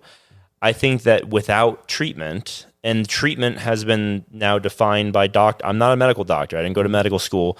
Treatment for gender dysmorphia, which is its classification, has now been prescribed as you can take hormones to transition your sex, and when you look in the mirror, the face that looks back at you will be the one that you believe you see. That is a mental disorder. But I'm saying I'm not. There's no debate. No, hold on. There's nothing up for debate here. You're wrong. Okay, like that is a mental disorder. But I'm saying that's the treatment. I'm saying that's the treatment. No, the treatment for bipolarism is not to go and give more bipolarism. The treatment for cancer is not to go and be like, let's make the cancer way worse. If I want to kill myself and I went to the doctor and said, please kill me, you wouldn't go and go, yes, I will help you kill yourself. I'm not an expert on transgenderism. But follow the logic here for a second though. Okay. So if somebody wakes up and they go, you know what, I am not like me. And I was like, you know what, I am not a man. I'm actually a woman. Like, I'm actually a woman and I'm trapped in a man's body. Like, and I go to my family and my friends and I'm like, I need help. I'm trapped in a man's body. And they would look at me and they would go, no, you're not, because you're not a woman, you're a man, right? So the treatment for that would not be to go and say, you know what, you're right. We should go and give you hormones. We should go and transition you over so that how you feel aligns with what you see. So what would the treatment be? Yeah, I don't understand what the treatment would be. I don't know what the treatment. And by the way, I think that there are things. Conversion therapy. No, not conversion therapy. I don't know. No, but I know that was a joke.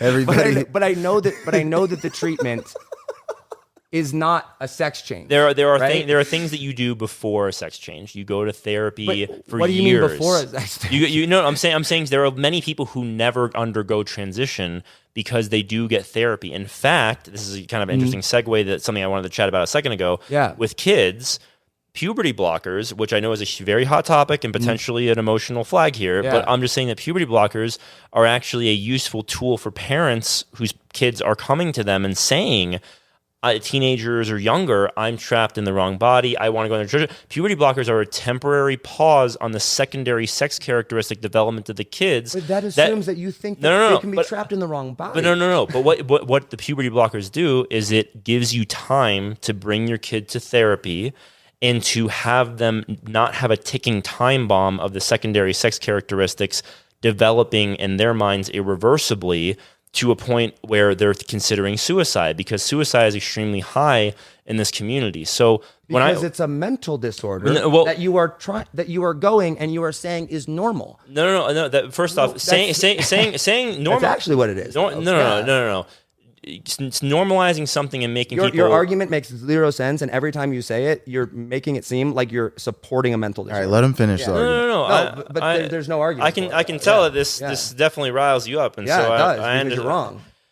Okay, it's a debate. Just let him talk. Like, let him talk. No, like there's no argument. I'm trying to be empathetic to a parent whose kid comes to them, and to the kid. I'm being very empathetic to the kid. I don't want them to live with a mental disorder for the rest of their life. And if I told you there was a tool in your toolkit as a parent to potentially delay the secondary sex characteristics of the kid in a reversible way that allows them to go through puberty normally once they get off the puberty blockers, and it allows you to buy time to bring them to therapy and to get them medical help and to talk to them and to maybe get them on some other type of medication, and to, because these parents are terrified their kids are going to kill themselves because suicide is so prevalent in this, especially the youthful community of transgender kids.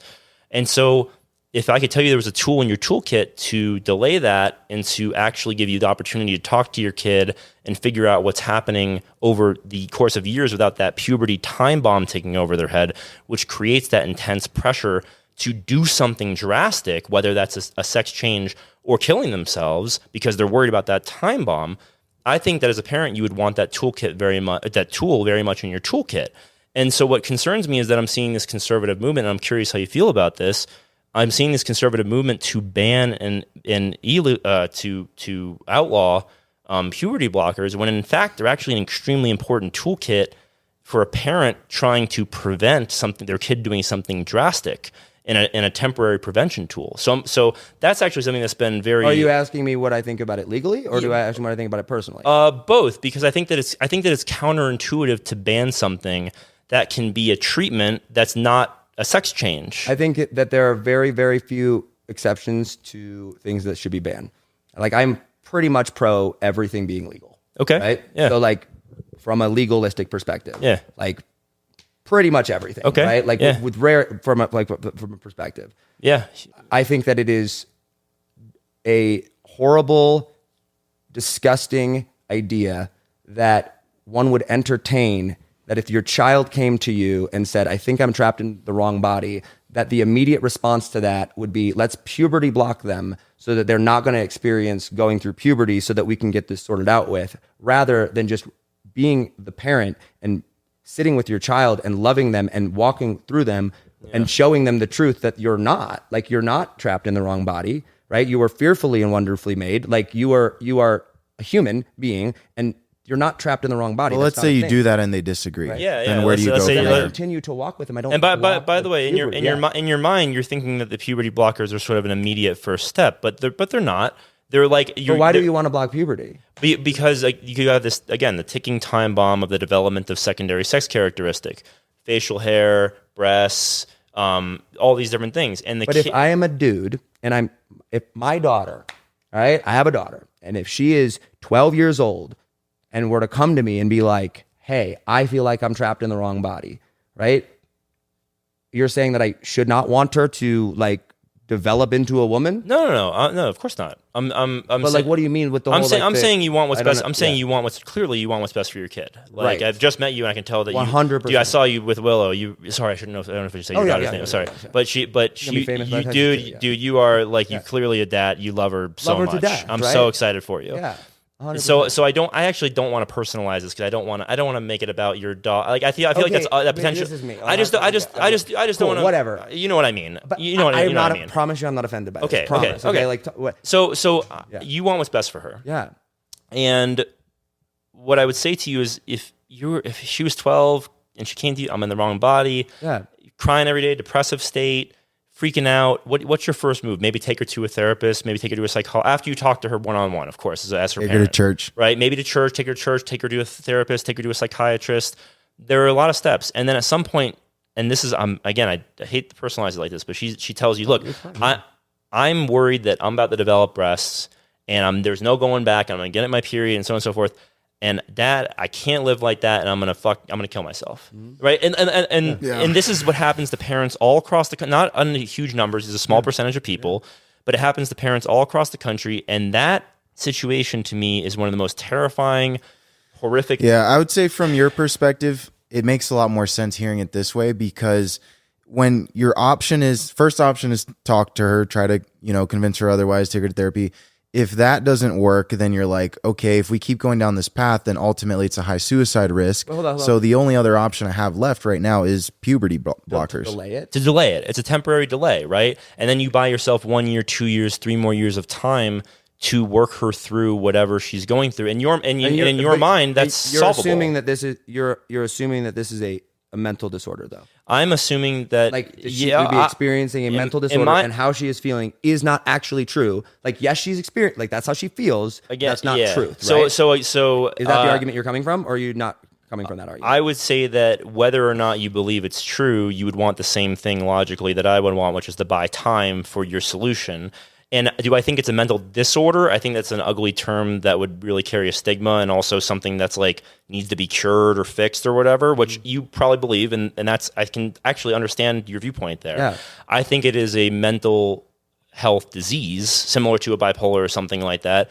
I think clearly so. If you look in the mirror and you see something that's mismatched with what you're seeing, or you think something that's that sounds like a really distressed state. Yeah. So I think it's a disease in a sense, but it's not something. But again, that carries so much stigma with it that I'm not trying to. Who cares about stigma? We're just looking at facts. Well, stigma causes suicide, and stigma causes people to do things like this that are drastic. But then if you teach your I believe that the issue where this stems from, this concept of the fact that you think you're this or you think you're that, stems not from they magically woke up when they were 12 years old. From the devil. Right? It absolutely is from the devil. 100%. That was a joke. That was a joke. I mean, it's true though, right? Like, this is spiritual warfare 100%, right? But like, this comes not from they wake up at 12 years old and go, oh my gosh, I think I'm in the wrong body. Like, if they're getting to that point, like there's 12 years of incorrect parenting in some capacity that led to that, led to those feelings, right? I don't think anyone could have convinced me that I was a girl. I don't think that. I think that you would like. No, but I'm not saying convince you were a girl. What I'm saying is that if you convinced yourself, I'm not talking about convincing my daughter that she's a dude, or my son that he's a girl. Yeah. I'm talking about the fact that, like, if they get to that point and I go, okay, this is what I'm dealing with here, then I need to go back and I need to address the issue, and I need to be the parent, and I need to look at what happened, and I would look at the facts of the situation. Would I intentionally prevent my daughter or son from growing up, like, stopping their body from developing, simply because I want to, like, help them? No, because I want to, like if I do that, then I am literally saying, you know what you're feeling is actually true. Let's delay this so that we don't have to deal with that. But if it's a mental disorder, then you're validating that they're going through something. And this is my opinion. That's how they're feeling. This is my opinion. You're validating that they're going through something. And then you're saying, let's work on this together, whatever the solve will be over time. And so you don't panic and kill yourself, which happens in huge percentages, like 4 times the national population suicide rate for transgender youth. Mm-hmm. It's a huge risk. But they're not transgender. Okay. For right. youth, but that's just semantics. For youth going through gender dysmorphia, they have a 4 times higher suicide rate than the national average. But so you delay the puberty blockers, then what? But there's been a lot of success stories of people who have decided, and I say success stories from your perspective, of people who have decided to not go through with a sex change operation because they were able to go to therapy to get different. My daughter is not going to go through a sex change therapy, like, because she feels like she's a dude. If she wants to do that once she's grown up and out of the house, by all means, that's her choice. And by the way, I agree with you. I'm really trying to understand. Yeah. Because, like, this makes no sense to me, because it seems like you're saying, hey, listen, if my daughter has this issue and like she feels one way, I should give her puberty blockers to delay it, and then what? Like hope that I can cure it there. That would assume that I couldn't cure it if she just went through with it. So again, I'm not being prescriptive in terms of what you should or shouldn't do in this scenario. I'm saying that as a parent, I would assume that you would want But how do puberty blockers help? Because it's a last ditch sort of temporary preventative to allow her to actually take the time, again, without the knowledge that these changes are coming and they're coming fast, to work with you. But why would that be a bad thing? Like if she was like, I'm trapped in the wrong body. And then she went through, kids kill themselves all the time because they go through puberty and they think their life's over.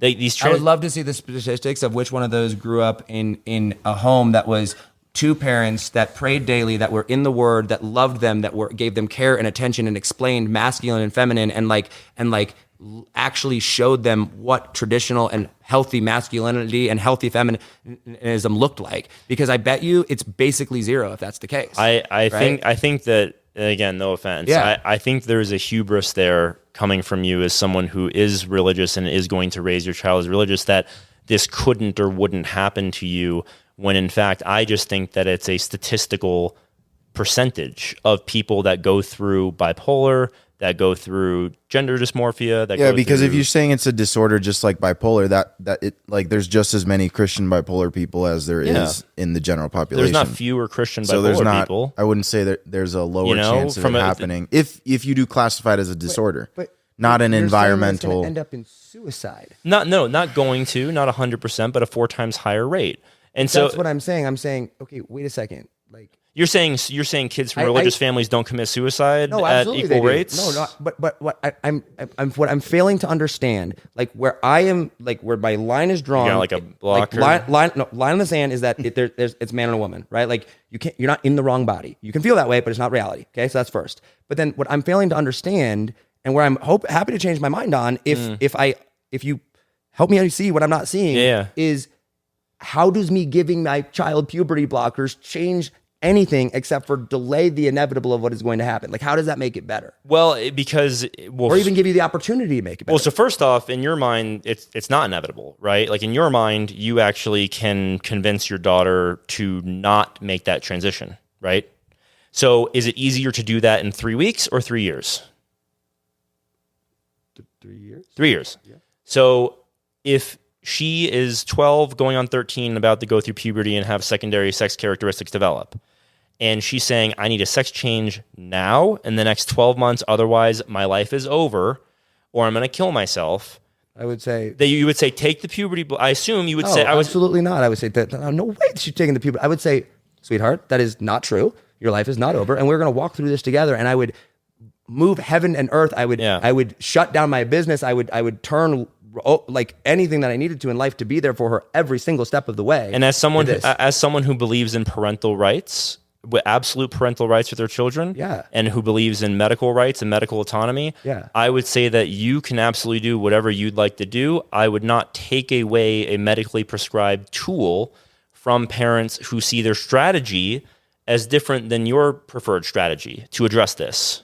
There are parents who do you think she's going to commit suicide in the next year? Like she's saying I just don't understand how puberty. You're saying that once puberty is over, or like once puberty happens, like that's it. Like the point. No, that's what the child will say. That's what the teen. That's delusion. And that's like, oh, sweetheart. Yeah, but delusion doesn't make it. If you don't give me a cookie, I'm going to kill myself. But do you believe that?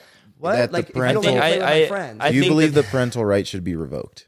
No, absolutely not. Okay, so we're on the same page. Yeah. So you would moral, like, I want to be very clear, because this is probably the first time I've spoken vocally about the whole concept of transgenderism and this, and like I want to be very clear. I am incredibly supportive of the legally from the lesbian gay community. Like, if you want to be like gay, if you want to be with whoever you want to be, I support your legal rights, or even be transgender, all that.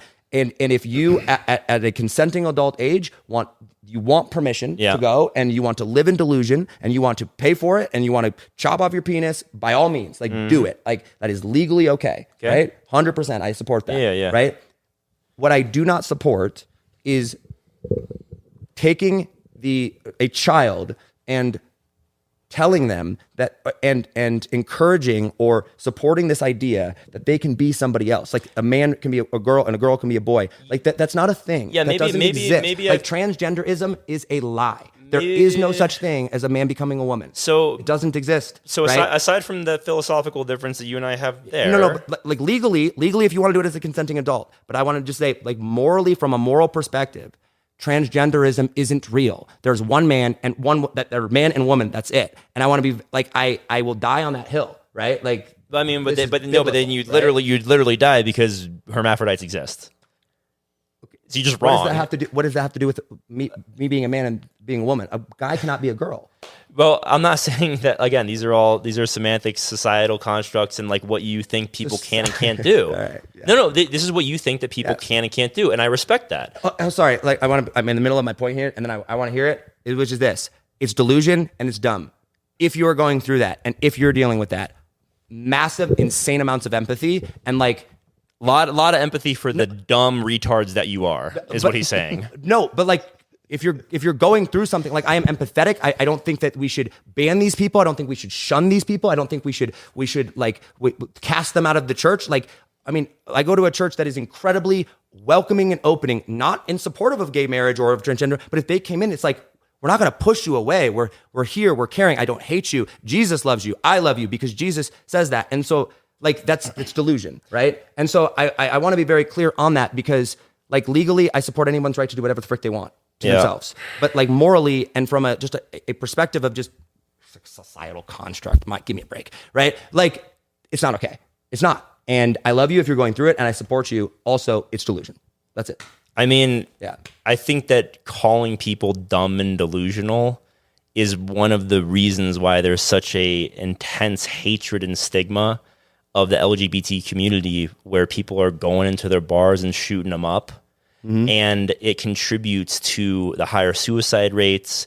There are I didn't say they were, I said the concept of it is delusional and dumb. The whole concept of you can be a man and a woman. But don't you see how that judgment creates... I'm not judging them, I'm judging the idea, the concept. But they are living the concept. They believe that they are experiencing this thing that is not real. And the feeling of it is real, but like it's... But how can you 100% say that's what someone's going through? Yeah, but Josh, if what they're experiencing is real. If I said, real. Look, man, I'm not trying, again, I don't want to attack you or anything like this, but like if I said that believing in a man in the sky that judges your every move is dumb and delusional. 100%. You can say it, by all means. Yeah. I get told that regularly. Okay. Like, and I quote, Josh, I can't believe you worship that stupid magic fairy dust in the sky. Okay. Absolutely. And now let's say that instead of being, I don't know, the vast majority of the population, which you are, in your belief, you were a sub 1% part of the population. Mm-hmm. I would die in Christ's name, burn me at the stake, boil me in oil. Like I will never give up my faith. That's terrific. Absolutely. But I'm saying that, don't you see that calling people who are in the vast minority dumb and delusional is A, not empathetic, and B it is harmful to their mental health, and it contributes to these problems. I don't think it's harmful to the mental health to say that something is a mental disease. I mean, there are whole charities. What's harmful for their health is allowing them to continue to believe and supporting this idea that is okay. Look, man, there are whole charities that exist just to help LGBT youth who get kicked out of their homes not be homeless. And because I would donate to that charity in a heartbeat. Yeah, 100%. But I'm just trying to, and I guess I don't know if I can't convince you to not be so harsh with something that you are not experiencing and maybe can't wrap your head around. Like things that I can't wrap my head around, I don't make a lot of judgment calls on that. Like I like literally judgment. But like experiencing, but what do you mean by experiencing? I'm saying if my daughter were to experience it, my friend were to experience it, I would sit with them through it. I wouldn't judge. I wouldn't tell them that like you're going to hell for it. I wouldn't tell them that you're a terrible, evil person for it. But I would say what you think is happening right now is not real. But do you think that telling someone what they think is happening is not real helps them? Like, is that a clinical psychological thing to do that improves conditions and outcomes? I think that we as a society need to be very, very clear and have a conversation about the fact that transgenderism, like, that doesn't exist. If I were sitting with someone one-on-one in the moment and like sitting there and having a deep, meaningful conversation with them, I would use judgment in that moment as to whether or not that's relevant to say in that conversation, because perhaps it's not. But as a whole of a conversation on a podcast and as a society as a whole, the idea that we should somehow support this idea that men can be women and women can be men is a dangerous and delusional idea. And it should not, we should not support that, right? Now, I believe someone's right to live it out. I believe someone's right to believe it, but I don't think we should normalize a mental disorder, right? And I guess what I'm saying is that from my empathetic point of view, 100%. Trying to normalize different people's way of lives, whether it's one condition or another, is going to improve their outcomes and societal outcomes much more than stigmatizing it, banning it, or criticizing it from a moral judgment overview. And I think that we're at odds. I'm not judging them. I'm saying the idea behind it. But there's no functional difference to that person. Okay, if somebody murdered someone. Yeah. Right? Yeah, caused harm to another. Literally murdered another human being. Yeah, caused harm to another. Yeah. Okay. Uh-huh. And they were like, are you judging me? Do you think I'm banned to hell forever?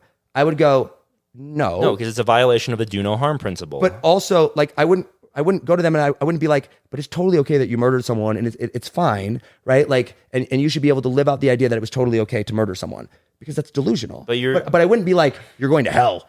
No, I'd be like, okay, well, or you're a terrible, horrible, evil human being. I'm like, I don't know, maybe you are, but also, that's not what I'm attacking. I'm not attacking them. I'm attacking this concept that murder is not okay. And if he thinks, or she, whoever murdered that, thought that murder was okay, I'd be like, it's not okay. I mean, yeah, but you're comparing homicide to somebody having a gender dysmorphia. Okay, bipolarism. If someone was bipolar and they were like, no, bipolarism is totally normal, right? Bipolarism is fairly common, right? But it's treatable. That's my point.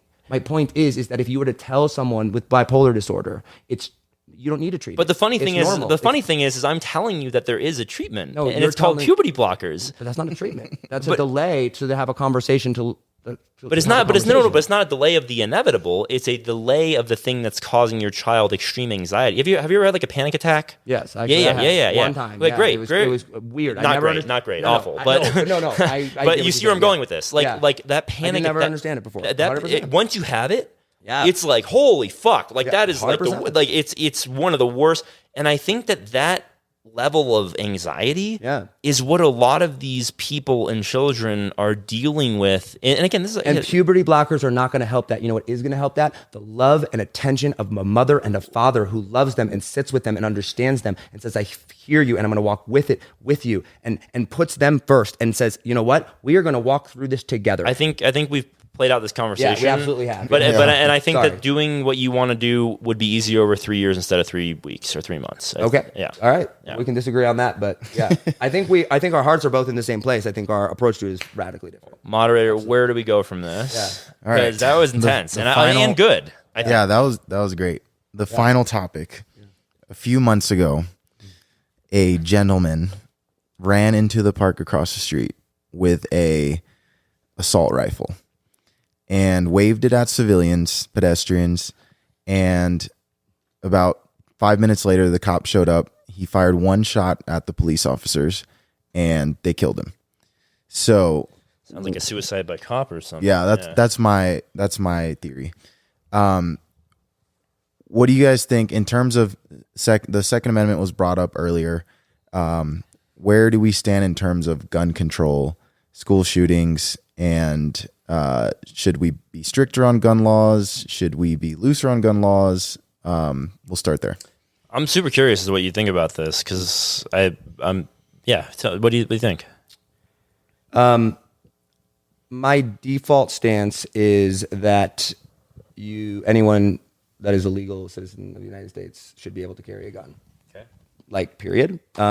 Any thoughts on type of gun or process to get it? We'll get to that in a second. But I agree with that statement. Yeah.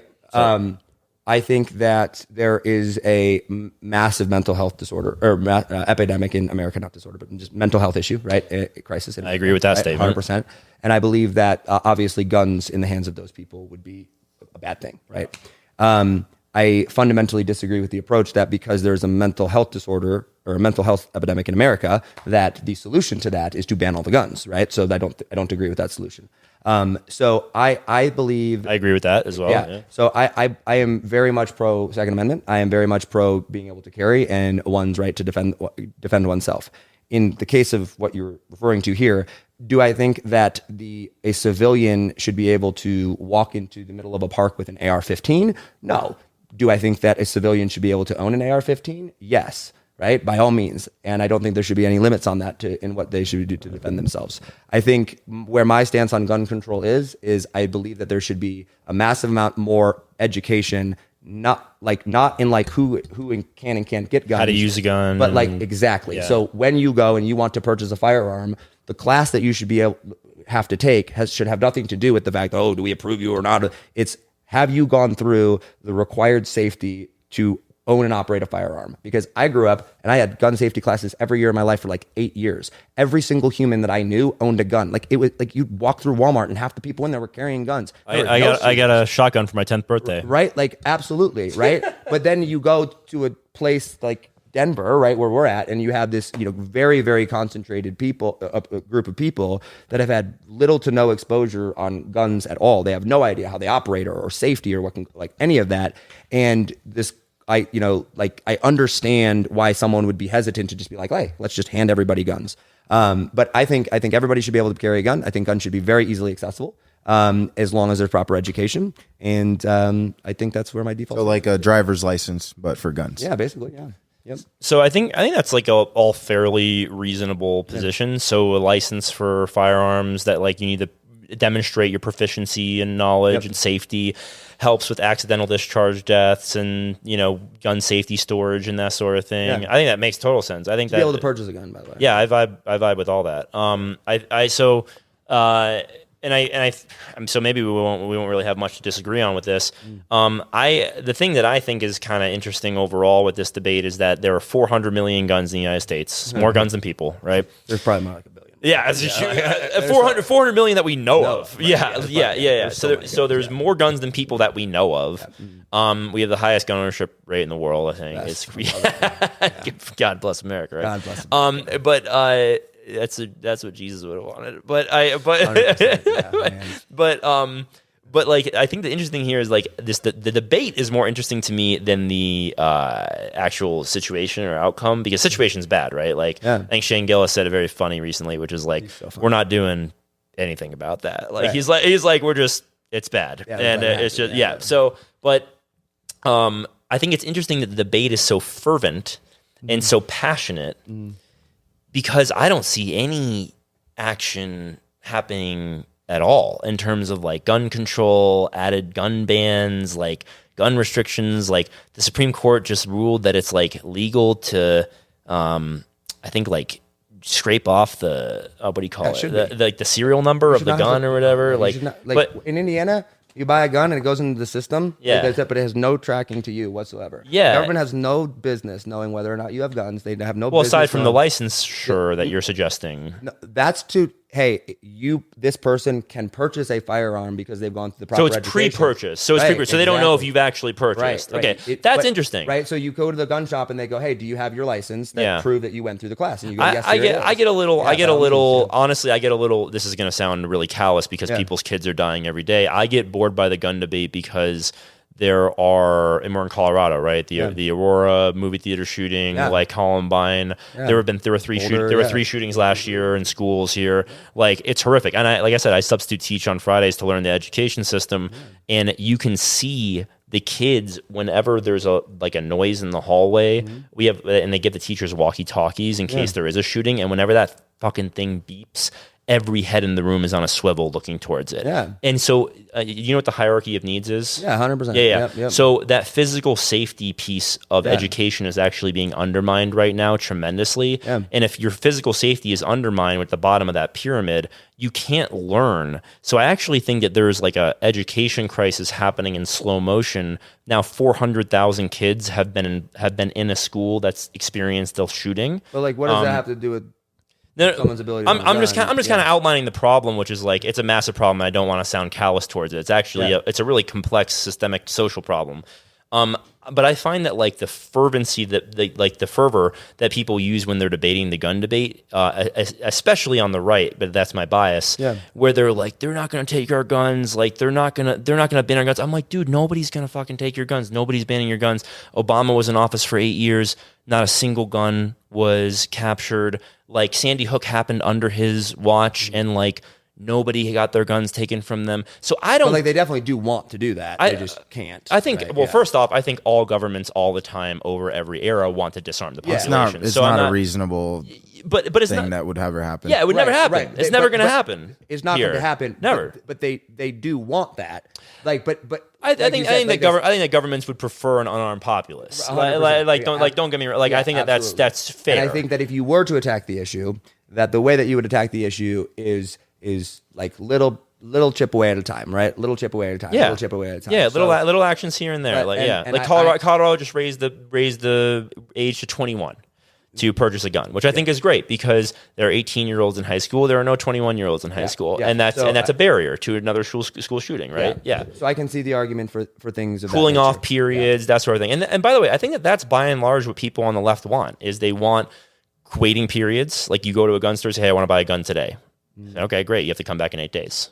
Like I don't think that's an issue. well, 3 days, 7. But I think there's proof that there's data to support that cooling off periods reduce violent crime with guns because you give people a 3 or 4 day period to think it over, and they often don't act in the moment like they would have if they can get a gun the same day. So anyway, I think that that's the type of stuff that most people on the left actually want is like raise the age to 21.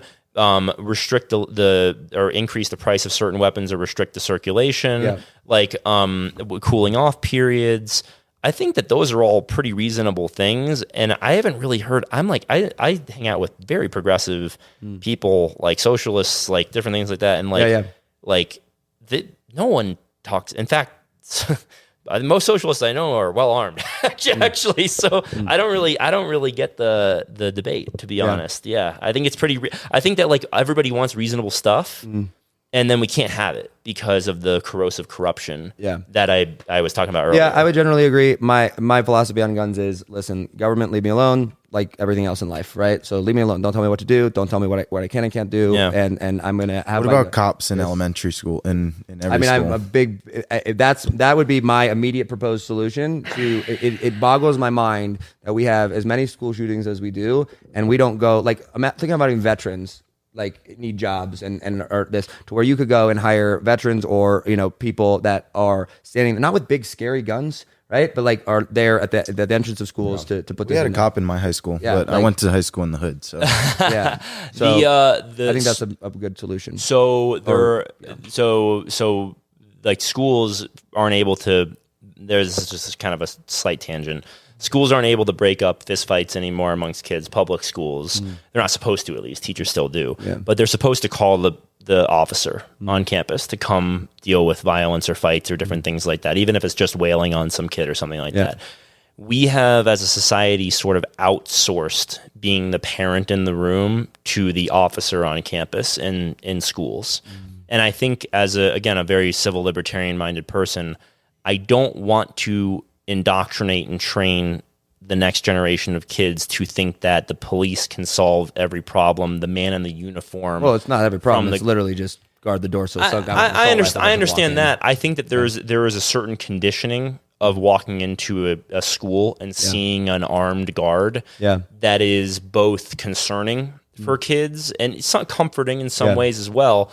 But you're also kind of teaching them that like a militarized presence is normal at their school, and an armed presence is normal. And I think that actually carries the long-term risk of a soft slip into militarized fascism, where it's just a normalcy to have armed people in every corner of our society. So I'd rather personally tackle the baser issue of like preventing people who want to do harm from getting guns.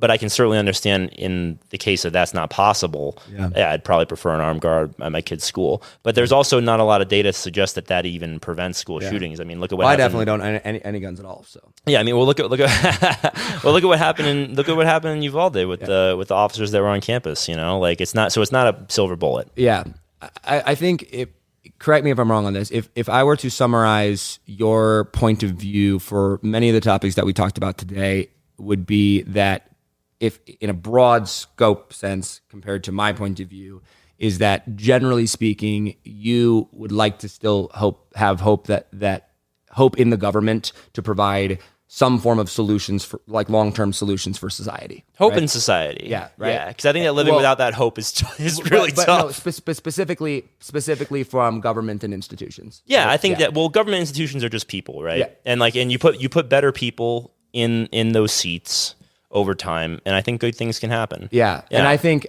that, my default to being, and like as much as I have a problem with much of religion, I would definitely be categorized in the religious category, right? For sure. I follow Jesus wholeheartedly and have dedicated my life to him. I believe that I think that the church has royally and totally failed on many, many, many, many, many, many of the fronts that it was designed by God to do. And because the church has failed in so many of the areas that it was designed by God to do, and being like raising healthy families and marriages and, training people in that way, now we have to rely on institutions, right? And the government and things of that nature. And so when I look at a society that would be functioning and whole, and you look at a lot of societies, outside of the US, right, that maybe do function really well and that do have peace at a smaller scale, not at large scale, but at smaller scale, religion or religious centers play a massive role in those areas. I'm not saying it's perfect. I think that isn't like Norway like 60 or 70% atheists or something like that. It's a huge number. I'm not sure. There's a large number of countries that are also fairly secular that do a great job with peace and stability. And perhaps I don't know the data. So when I look at this, I think in pre-2020, right? I would say shortly after the 2020 election, I think is when my views began to change. But like pre-2020 and before, I think that I looked at the government or I looked at society and was like, hey, we should make laws, right? We should impose our order and in society via the government, right? And I thought maybe that the government more could provide traditional conservative view, yeah. And now maybe a Nikki Haley view, or oh my gosh, I don't know if I ever no. Like. So much so that if Trump were to pick Nikki Haley to run as a VP, I would not vote for Trump. So that's why I didn't vote for McCain in 08. Literally because of Palin. That much how terrible she is, right? Yeah. But I look at it now, and now that I've looked at how I feel called to live my life, is I go, the government is so terrible, and I can trust it for nothing, and we shouldn't trust it for anything. But hey, we need to step up and do a better job where we've called to be. And by we, I mean Christians who suck at being Christians, right? Like I can't even tell you how terrible we are, guys, right? So if by the way, I love that tone, and I love it. Like in general, but we really are. We're really terrible at following what Christ told us to do. And I think that if I want to make meaningful change in society and on any of these issues, then where I need to be putting my focus is not by trying to go and change things in the government and pass laws banning what I think is morally wrong, but rather I should say, you guys do whatever you want to do. I'm going to go and live and hopefully help reestablish the way that the church was called to do, not being some freaking marching through countries and murdering people if you don't bow down to Christ. Like what? That's not what it was. Yeah. But by restoring family and by restoring family values and ideas and community of supporting to be for one another. And I don't care if you're a Republican or a Democrat or a liberal or black, white, man, woman, transgender, gay. I don't care. I'm going to love you and take care of you because you're a human. I may disagree with you, but like